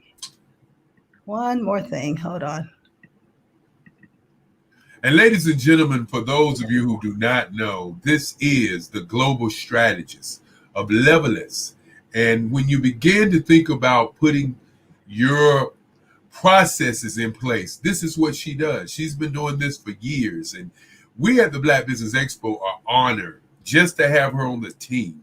And as you can well see, not just in her speech, her presentation is just awesome. And I just can't wait to hear it. And we're going to do all we can to get her ready to go, because I cannot allow her to get away without sharing with the world her not only beauty, but her brilliance, and of course, her presentation. So let's try to Go down to your shared screen again. Go down to your shared screen. Okay. Now, before you click the plus sign, look at your screen. Do you see it? You don't see it again? Look at your screen and see if you see your PowerPoint. Let's see that first, okay? Yeah, I did. Okay, hold on. Let's see that first. I see the PowerPoint. Okay, now that you see the PowerPoint, now let's press the plus button. All right, the plus button. I only see entire screen of window. Let's do window first. Let's see what happens. All right, let's do window. All right, now I think that's it. No. All right, that's it. It's in queue now. There you go. There we go. There we go. There you I go. think technology is something else. Hey, you know, like I said, when you got greatness and you want to share your greatness, you just have to take your time sometime, because our audience has been here all day, Max. And, you know, one of the things that I have noticed is that people have been attentive, they've been happy, and they've been waiting, because you are the finale of today. And, you know, I just want to tell you, just like I tell everybody, I want to tell you, thank you for sharing your greatness. And as I always say, if you don't value your value, then your value will not be valuable. And today we value your value. Thank you. And as I always say, genius is common, and I'll see you on the other side. So let's try this again. I'm going to go with full screen and let's see what happens. All right. Can you see it? Is it moving? I don't even think it's moving now. Well, I tell you what,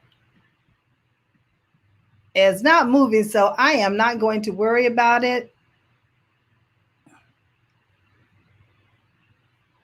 We're not going to worry about it, but I will continue to talk as I was talking and to share with you. It would be nice to see the slides, but if not, let's imagine what I'm saying to you. How about that?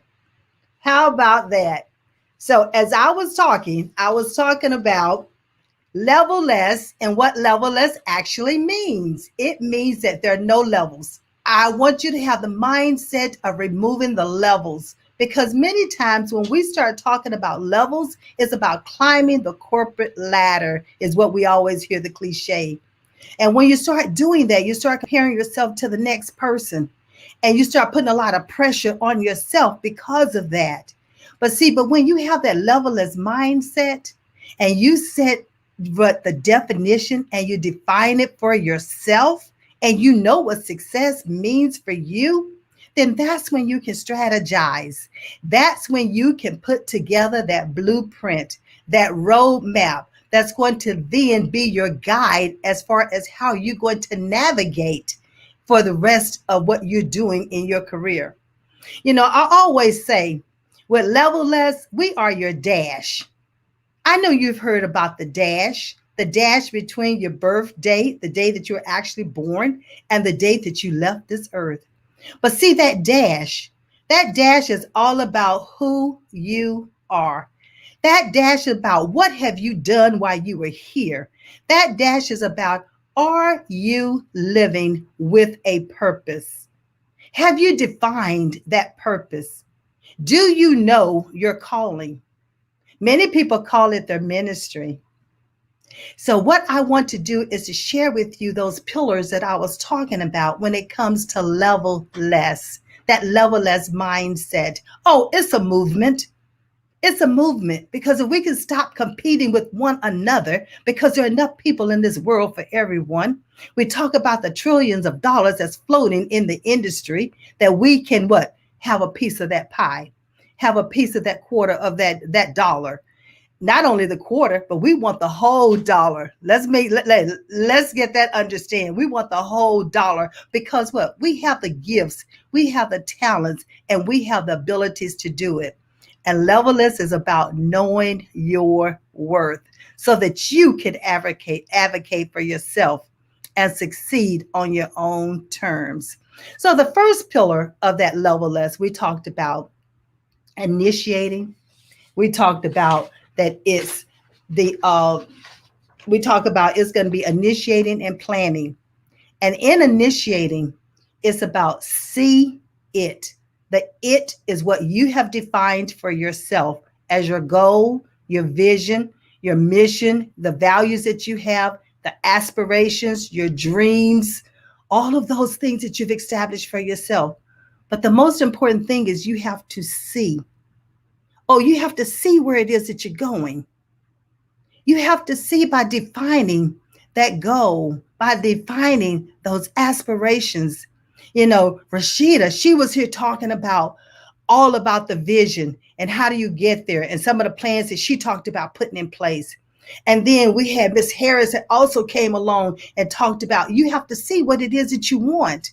And that's the most important about that level is mindset, because there are no levels. You just continue to go, go, go. So when you see those things that you want to do, I encourage you right now, and I want you to just pause for a moment. And I want you to write down, or I want you to speak into your telephone on the vocal portion. I want you to write it in on a piece of paper. I want you to type it into the computer. But I want you to define where it is that you see yourself going right this minute, right now. Define it. Because it takes the vision in order for you to continue to move forward. And after you've defined that vision, then you have to know that you have been given the knowledge, the skills, and the abilities in order to achieve that vision that you've just written for yourself. Yes, not only that, you were actually given God-given abilities when you were given the breath of life. That's right, when you were given the breath of life. And those abilities would not go away. They must be used. And you must define what those abilities are. So if you've never taken ability assessment, I encourage you to do that so that you'll know what you were born with. You'll know how to go into a profession that complements those abilities that you were given. And that way you know without a shadow of a doubt that those are the abilities that you have that's going to propel you to move forward. Oh, I heard Harold Watley talk about this morning about the things that he did because he were given the visions, he were given the abilities, and as he spoke with people, they saw the vision and they were willing to come alongside of him and to help him move it forward. And that's why it takes you to envision where you see yourself going and knowing that you have those abilities. Because when you speak of them, you know, it says what? Jeremiah 29, I know the plans I have for you, the plans to prosper you. You know, so those you can be prosperous, but you have to be able to see the vision and you have to know that without a doubt that you can do it. And after you see those two things, the next one is to believe. Oh, if you don't believe in yourself, then who will? That's where the confidence level comes in at. That's why you have to speak affirmations to yourself. That's why you have to encourage yourself. Don't wait on someone else to bring you happiness. Happiness is already within you. You have to understand the joy that you have and then start walking in that joy as you're understanding your purpose. So when you're walking and you're living in purpose and living with a purpose, oh, that should be joy automatically right there. And after you believe in yourself, see, there's people that's going to be a part that you're going to come in contact with. Oh, they're not going to be able to see your vision because they were not given the vision. They're not going to be able to understand that you have the abilities in order to accomplish that vision that you were just given. Oh, but we already know when a vision is given, then provisions are made. But you have to believe. You have to be walking in that faith, and you have to then plan for it. But although you see it and know it and believe it, it's not until you believe it that you can plan it. And once you plan it, that's when you start defining it. You start putting it on paper. You start writing it down. You can journal your vision. You can journal your songs. You can journal, information. You can write legacy information that turns into a movie, that becomes a song, that becomes a book. That's what planning is all about. And that's what I do as a strategist. I help you to take what you've seen. I help you to understand what you know your abilities are, and then help you to bring it up. Bring it up out of the pit of your stomach and out of your soul, that this is what you were meant to be. This is what you're meant to do while you are here on this earth. And after you're planning and you start working those plans, that's when you're implementing it. You're taking action. You're doing it. You're moving forward. Others sees it. They're coming along and they're helping you. That's exactly what we do here with the Black Business Expo. We see the vision. We believe in the vision. We know that we're here to help our children continue to move forward in life. Oh, there was once upon a time that we wish we had someone would have done the same for us. And there are many that did. And that's what we must continue to do. So even as business owners, even as professionals, even as parents, even as students, we must continue to plan. And one way of planning is to also implement giving as a part of the plan. Giving as a part of your plan. And that's helping others to achieve their goals. Oh, don't think about because you've given, will it be given unto you? Of course it will. The universe will reciprocate it. Give it from a free heart. Give it unbegrudgingly. Given that there's no conditions around it. I heard Sharon Campbell talk this morning about connecting. Make those connections count. Ask what you can do for others, not what others can do for you. That's a part of giving. Your time, your talent, your resources. That's what it's about. The other one is going to be achieve. Achieve it. Document it. When you go through that achievement part, many times what we fail to do is to keep a record of our achievements. Think about when you're in elementary school and high school. And if I were to ask someone who's 50 or 60 years of age now, tell me some of the achievements that you accomplished when you were in middle school. You may or may not remember them. But see, had you kept a journal or a diary or a little notebook, because I know when my children, when they were in middle school, I took a notebook and I took one of those clear plastic folders and I would put their pictures in it. And once they became an adult, I handed it over to them. And they, Mom, you kept all of this? Yes, these are your achievements. See, with those achievements, even as an adult, on the job, as an entrepreneur, you also need to keep your achievements because that becomes a part of your portfolio. And so when individuals are asking you, so what have you done?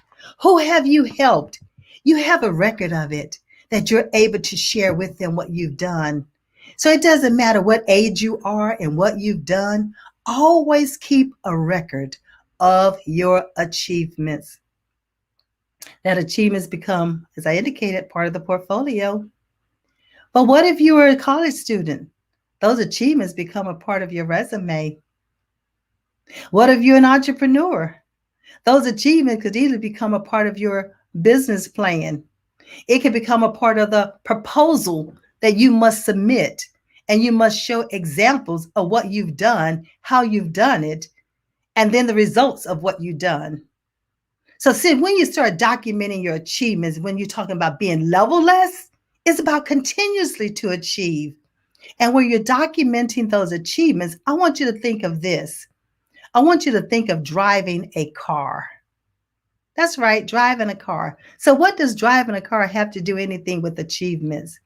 Well, the C stands for challenge. What challenge did you encounter? Or what challenge did your client encounter that you were able to help them to overcome? They hired you because what? Of a problem. And you were able to help them solve that problem. And in solving that problem, that's why you need to document what the steps that you took, because that's the challenge that you solved. The A is all about actions. What actions did you take? What actions did your team take? What processes did you put in place? Who did you have become involved as a part of those processes? Did you have to form a team? Did you go into the community? Did you have to go before the state or before the board? All of those must be documented as part of your achievement. Oh, many times, let's think about it. Even when we're on the job and we're working day to day, for those who are employed, you still must keep achievements. You still must keep a record of what you've done, because at the end of the year, they will want to praise you. They want to evaluate your performance. And when they are evaluating your performance, do you think they're going to remember everything that you've done and that you've accomplished? Of course not. So don't expect them to, but you should be documenting them. And those are the actions that you took. It's all about what was a challenge, the actions that you took, and then the R is going to stand for results. What results did you get? When you do the results, I want you to think of time, cost, and quality. Time, cost, and quality. How much time did you save? Or how much time did you improve? Or how much time did you reduce? Because it could have been a project that you were working on would usually take 6 months to complete, but because of the process that you put in place and the actions that you took and the team that you formed, you were able to complete it within 3 months. Or it could have been because of the time that you improved that you were able to save the company millions of dollars, because you were able to do what? Discover a process or a situation that they were having, and you were the one that found the solution to it. That's right. So I say, Miss Sharon Campbell say, yes, the Highlands assessment is one of the things that helps you to find your strengths. And those strengths are the ones that help you to define, are you a big picture thinker? Are you a detailed thinker? Are you a problem solver? Are you what? A brainstormer? Because many people you can just brainstorm just like that before you know it. You have so many solutions that you can suggest. But that's what you want to do in order to continue to advance yourself. I tell you, I use these same techniques that I'm talking to you about. And every time I would end up getting promoted. And if there was not a position to promote me to, hello, they would create one. Absolutely create a position, because I had that levelist mindset. I always looked for ways of improvement, efficiency, effectiveness. If there's a process that had 10 steps, let's examine it and see if there are steps that are similar that we can reduce. And that's still saving time and quality. Customer service, giving 5-star service all the time. I heard an individual talk about what Chick-fil-A. Chick-fil-A is known for the customer service, excellent service. And that's what we all must do, is always give 5-star service with a smile. Oh, is it easy? Of course it's not easy. Can people challenge you? Of course they will challenge you. But where's your heart? Look at the heart. Are you there because you want to be rebuttal? You want to have a rebuttal from a particular customer or a client that's not satisfied? But ask, how can you satisfy them? Apologize. Many times it might not be your fault. But if you're representing the company and you're an ambassador within that company and you're the manager or you're the owner of the business, and if a client is not satisfied, in order to have that levelist mindset, then have a 5-star standard of excellence about everything that you do. So that's about the achievement. Oh, and after you achieve it, the next part is to live it. Live it up. Do be your best. Live your best life and do your best work. That's what Level Less is all about. Knowing your worth, advocating for yourself, and continuously succeeding on your own terms. Do not let anyone define what success is for you, because I'm a true believer that happiness leads to success. And when you have defined what success is for you, you're going to be happy about it because you're not trying to keep up with anyone else, and you don't even have to compete with yourself. So I tell you, what questions do you have? How are you going to establish the vision? I would love to hear some of the visions that you've written for yourself when I asked the question earlier. Write a vision so that at least one that you're going to take away, having heard what I'm talking about today, that you're going to be implementing immediately. Because, a plan are just words until you take action. And that's what we're doing tonight. That's what we're doing this week when it comes to raising money for our scholarships for the students. We have taken action. We have put a plan in place. We have recognized a challenge, which is a need for us to raise money in order to help our students to continue to advance in their professions. We have taken the actions and moving it forward by inviting you to be a part of the scholarship fund. We have taken actions about inviting speakers to come on the platform and share such wonderful content, excellent expertise information with you. On my podcast that I do on Monday nights called Life Strategies, I say they're dropping platinum nuggets, not just golden nuggets. It's beyond golden, it's platinum. And that's what we're doing this entire week, dropping platinum nuggets, because we and me and the whole committee, we want you to be level-less. They call me the level-less woman because I am always establishing success for myself. I know the direction in which I'm going, and I'm willing to take others along. I'll reach back. I give. I mentor. And I'm a mentee at the same time. So I'm always learning, and I encourage you to do likewise. So look at the Cash App and donate to our scholarship fund. Help us give those 10 laptops and up to $5,000 to these deserving students who are going on to college and our K through 12 who are moving forward in their business. So the Cash App, $ BBX USA. Cash App, the $ BBX USA. No dollar amount is too small, and definitely there are none too large. So join us and help our students become level-less so that they can achieve all the goals that they are setting for themselves. I am Maxine Phillips McCoy.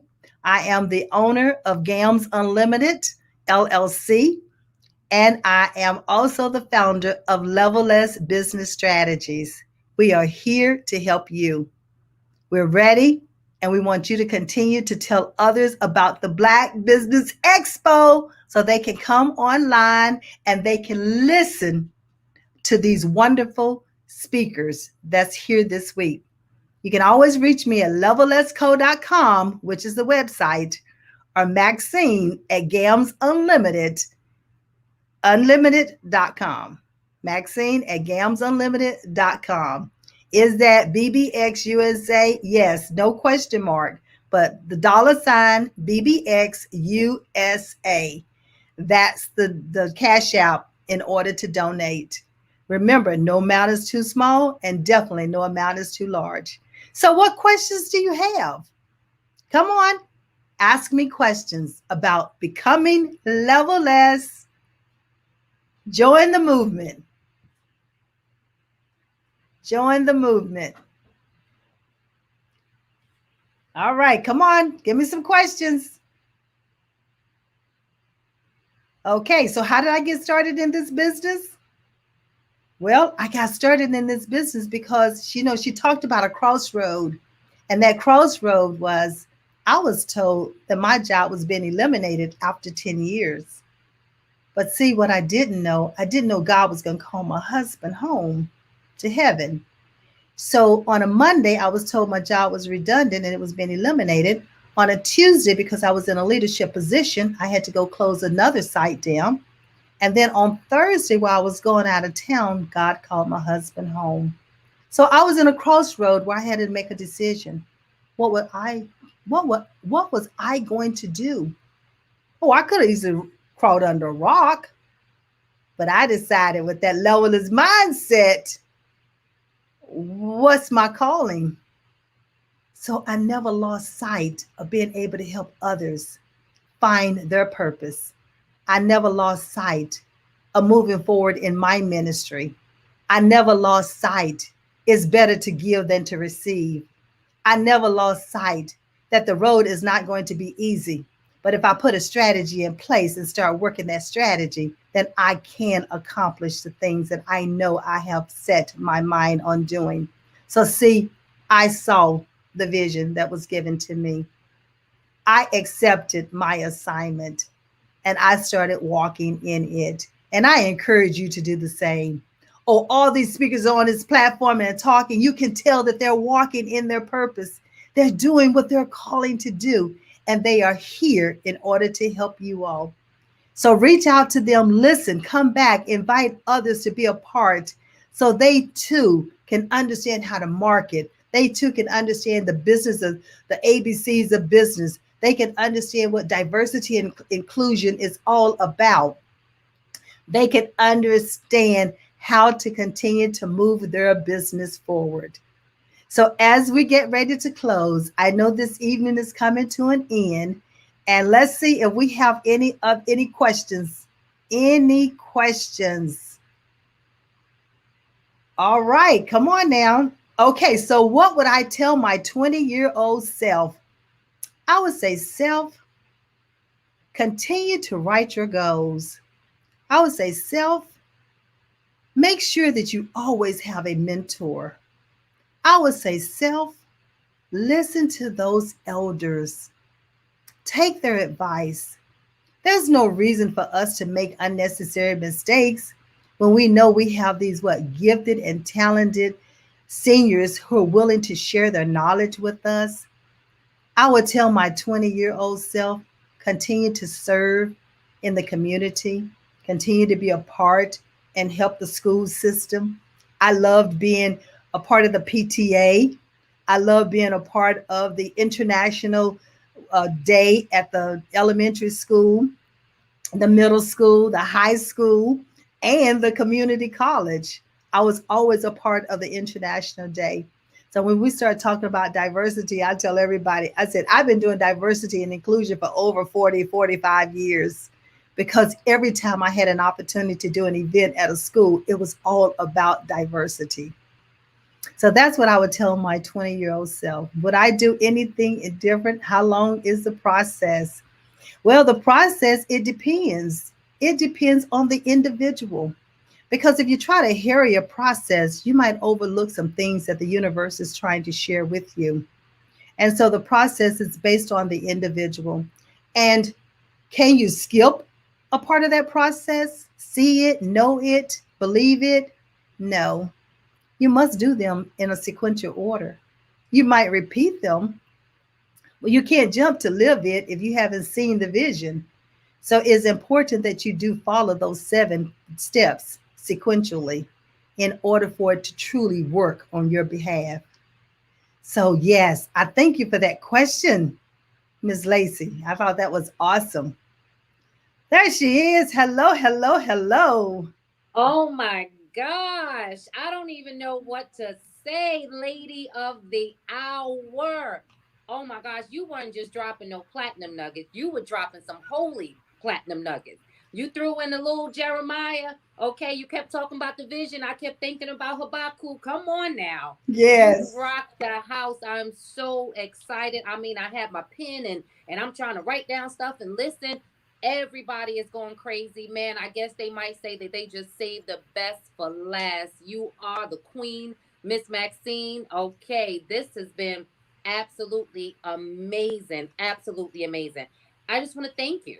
How Thank can you. we thank you? You not only just doing this, but you also are part of this amazing organization. So I mean, they saved you for last. They knew who was gonna rail it in. They knew who was gonna make the crowd go crazy. I am just excited to be here, and I cannot thank you enough. You've already dropped your information. We see the website in the back of you on this amazing backdrop. Man, it's nothing else to say. It's nothing else to say because I feel like I believe it. I'm a planet and I'm a define it. I'm ready to go and drive that car. I'm ready. I'm ready. But thank you so much You're for welcome. your amazing knowledge, your time, your brilliance, just everything that you are doing to empower our children. I thank you, Black Business Network. Thank you so much, Miss Maxine. And as we say in here, okay, I will see you on the other side. Bye. Enjoyed. Wow, wow, wow, wow. What an amazing quarter of this Black Business Expo USA. This has been so amazing. You see the Cash App going across the screen, $ BBX USA. You see the QR code. I just want you to go ahead and donate because the Black Business Expo has a mission, and the mission is to raise funds for students in high school to go to college. This is a fundraiser for students. You can go to www.blackbusinessexpousa.com to donate to the scholarship fund. Come on, do it. Cash App. There's no excuse. Go ahead and take a picture of that QR code, okay? With this scholarship fund, our goal is to give away 10 laptops. Do you know how many children in college need laptops and up to $5,000 to a student? Do you know what that money can do? Take the stress off a student who is in college. We have to continue to impact our youth. And students, if you are out there listening, I need you to register for this scholarship at www.blackbusinessexpousa. Don't forget that USA at the end.com. You have the Cash App going across the screen. Every single dollar counts. Every dollar makes a difference to make this happen. We need your help. But right now, I just want to thank the amazing August 2021 Black Expo, Black Business Expo USA sponsors. Those include Black Leaders Worldwide. Thank you so much. Peony Properties LLC. Come on. First Atlantic. Step Management, NC-100. Look these companies up because they are great sponsors helping the mission continue. Moody Capital Partners, A New Way Home, NC, Lee Entertainment, Promise Media, Suede Soul, Lotus Rich Coaching and Training, Genius is coming. You've been hearing us say this all night. Thank you, thank you, thank you. Barbara H. Smith, LLC. Sharon Campbell Solution Group. Thank you. Kingdom Legacy Partnership, LLC. Level less with our Queen Maxine Business Strategies. Creative Force Studios, Black Business Expo USA. And don't forget, every single dollar counts. And we want to remind you each and every time to donate to this amazing scholarship that is changing and impacting the lives of our high school students. I am Mahisa Green. I am your mental motivator, your life strategist. I am the owner of the Wellness Purse, mental health and wellness coaching, where we teach women how to manage areas of their lives that keep them away from being the best version of themselves while specializing in fitness. That's what I do.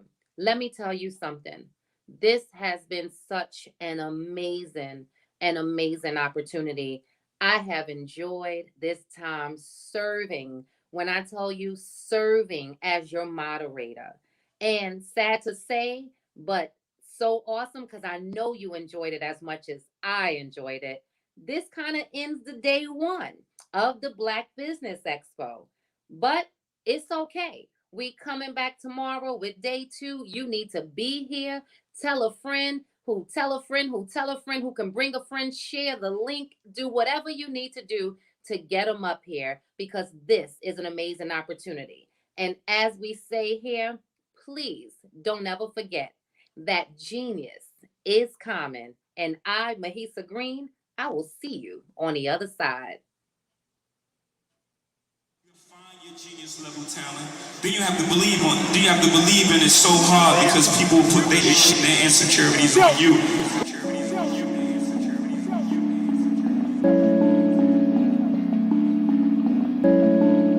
Squad made the beat. My name is Scott Galley, and I'm the CEO of Haystack Industries, and I am a genius.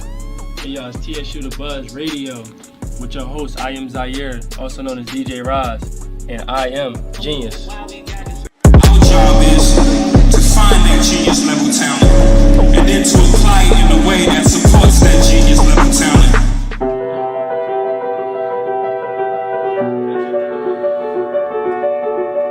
My name is Mariah Lee. I'm a musician and I am a genius. I sing because I'm happy, and I sing because I'm free. His eye is on the spell. My name is Justice. My genius is music. Genius is coming. Doesn't mean you have to walk around planting unwanted seeds. Doesn't mean you have to walk around with all the guns. My name is Mira Moffitt, and my genius is poetry. Genius is coming. Hi, I'm Celeste Stein, an associate professor of mass communication. Although I have a lot of interests, my genius is actually nurturing and helping others to achieve their full potential. I currently teach at Tennessee State University, where genius is common. I am a genius. My name is Gabriel Golden. I'm a student at Tennessee State University, and everyone has a genius in them. So I challenge you to find your genius.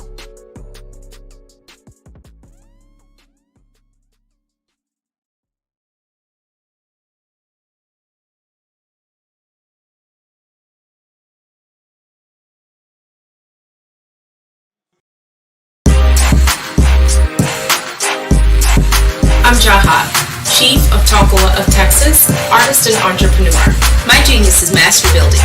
Master building with what's in my hands or nothing at all. I learned to keep it simple, clear, and concise. Lay a strong foundation in truth and purity, and you really can't go wrong. Allow room for yourself and others to grow. Tap deep. I learned a lot there. Like it's better to steer away from being judgmental. I learned more about my uniqueness. I learned about authenticity, so on and so on and on and on and on. I realized I didn't have to spend my time being in competition because I already won. You don't have to spend your time always competing against people. You're already a winner. Allow yourself room to grow and allow others room to grow.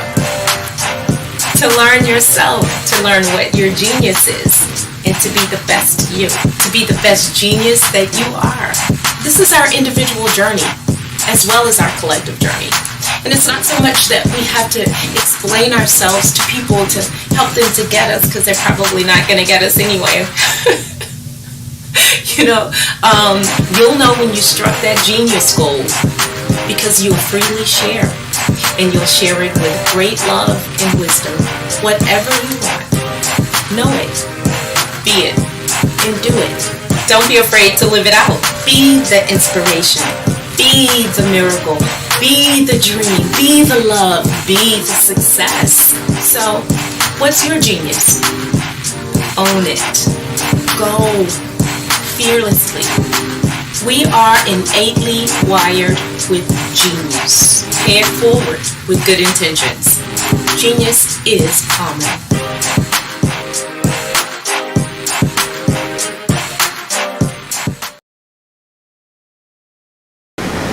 Hi, I'm Janae Adams, and my genius is I know how to attract money to people.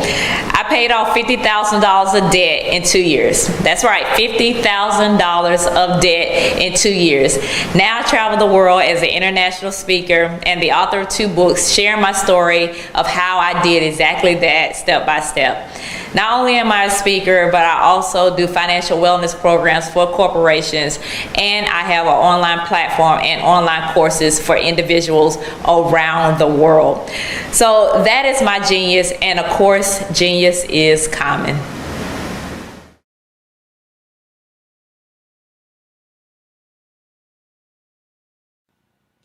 Hello, my name is Kiasi Helm and I'm 14 years old.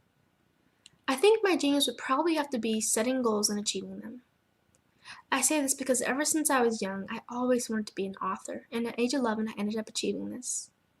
But not only did I end up becoming an author, I ended up becoming a public speaker, a publisher, a business owner, all these great things. The name of my business is Written by Kids Publishing Company. I decided to start this company because I thought it was important for me to help kids my age express themselves through literacy and just achieve their own goals. Because to me, achieving goals is the best thing in the world to feel. It's you just achieving things and aspirations that you set for yourself.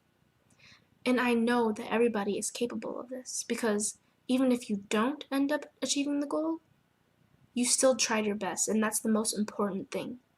And everybody is capable of this because genius is common. Thank you.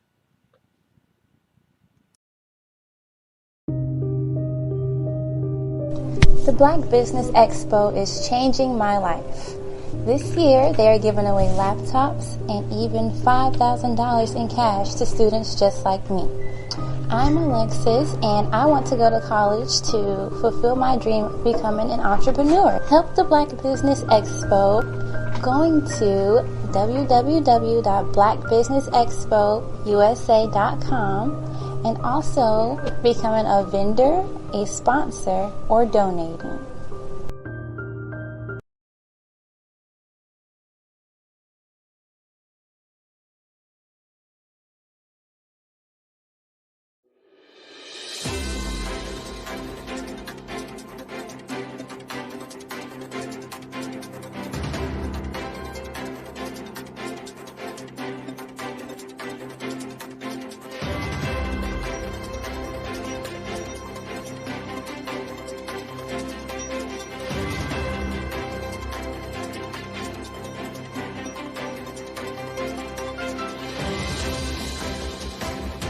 Black Business Expo, one of the largest business showcases in the history of Black America in North Carolina. Sign up today at www.blackbusinessexpousa.com or call 919-380-9090. I am Black Business. I am Black Business. From the moment I wake until the time I sleep, I am Black Business. I am Black Business. Are you Black Business? I am Black Business. Do you support Black businesses? I support Black business because I am Black Business. Black Business Expo, one of the largest business showcases in the history of Black America in North Carolina.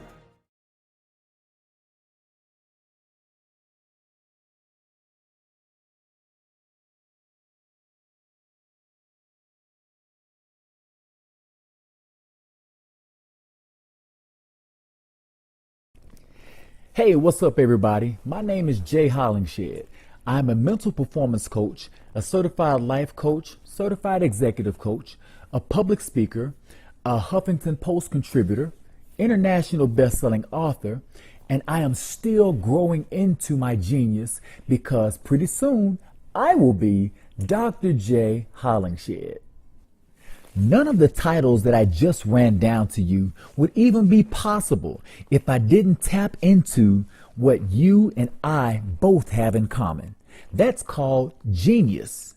Genius is common. Now, everybody has it. It's that one thing that you are very good at and you excel at that no matter what. Me, mine just happens to be connecting with people, introducing them to their potential, and allowing them to manifest their greatness. Let me ask you this. How long are you going to let your genius be on hold? Don't wait. Be great today. Start now. Exist as your genius. And through love, be a blessing. This has been Jay Hollingshed. Genius is common.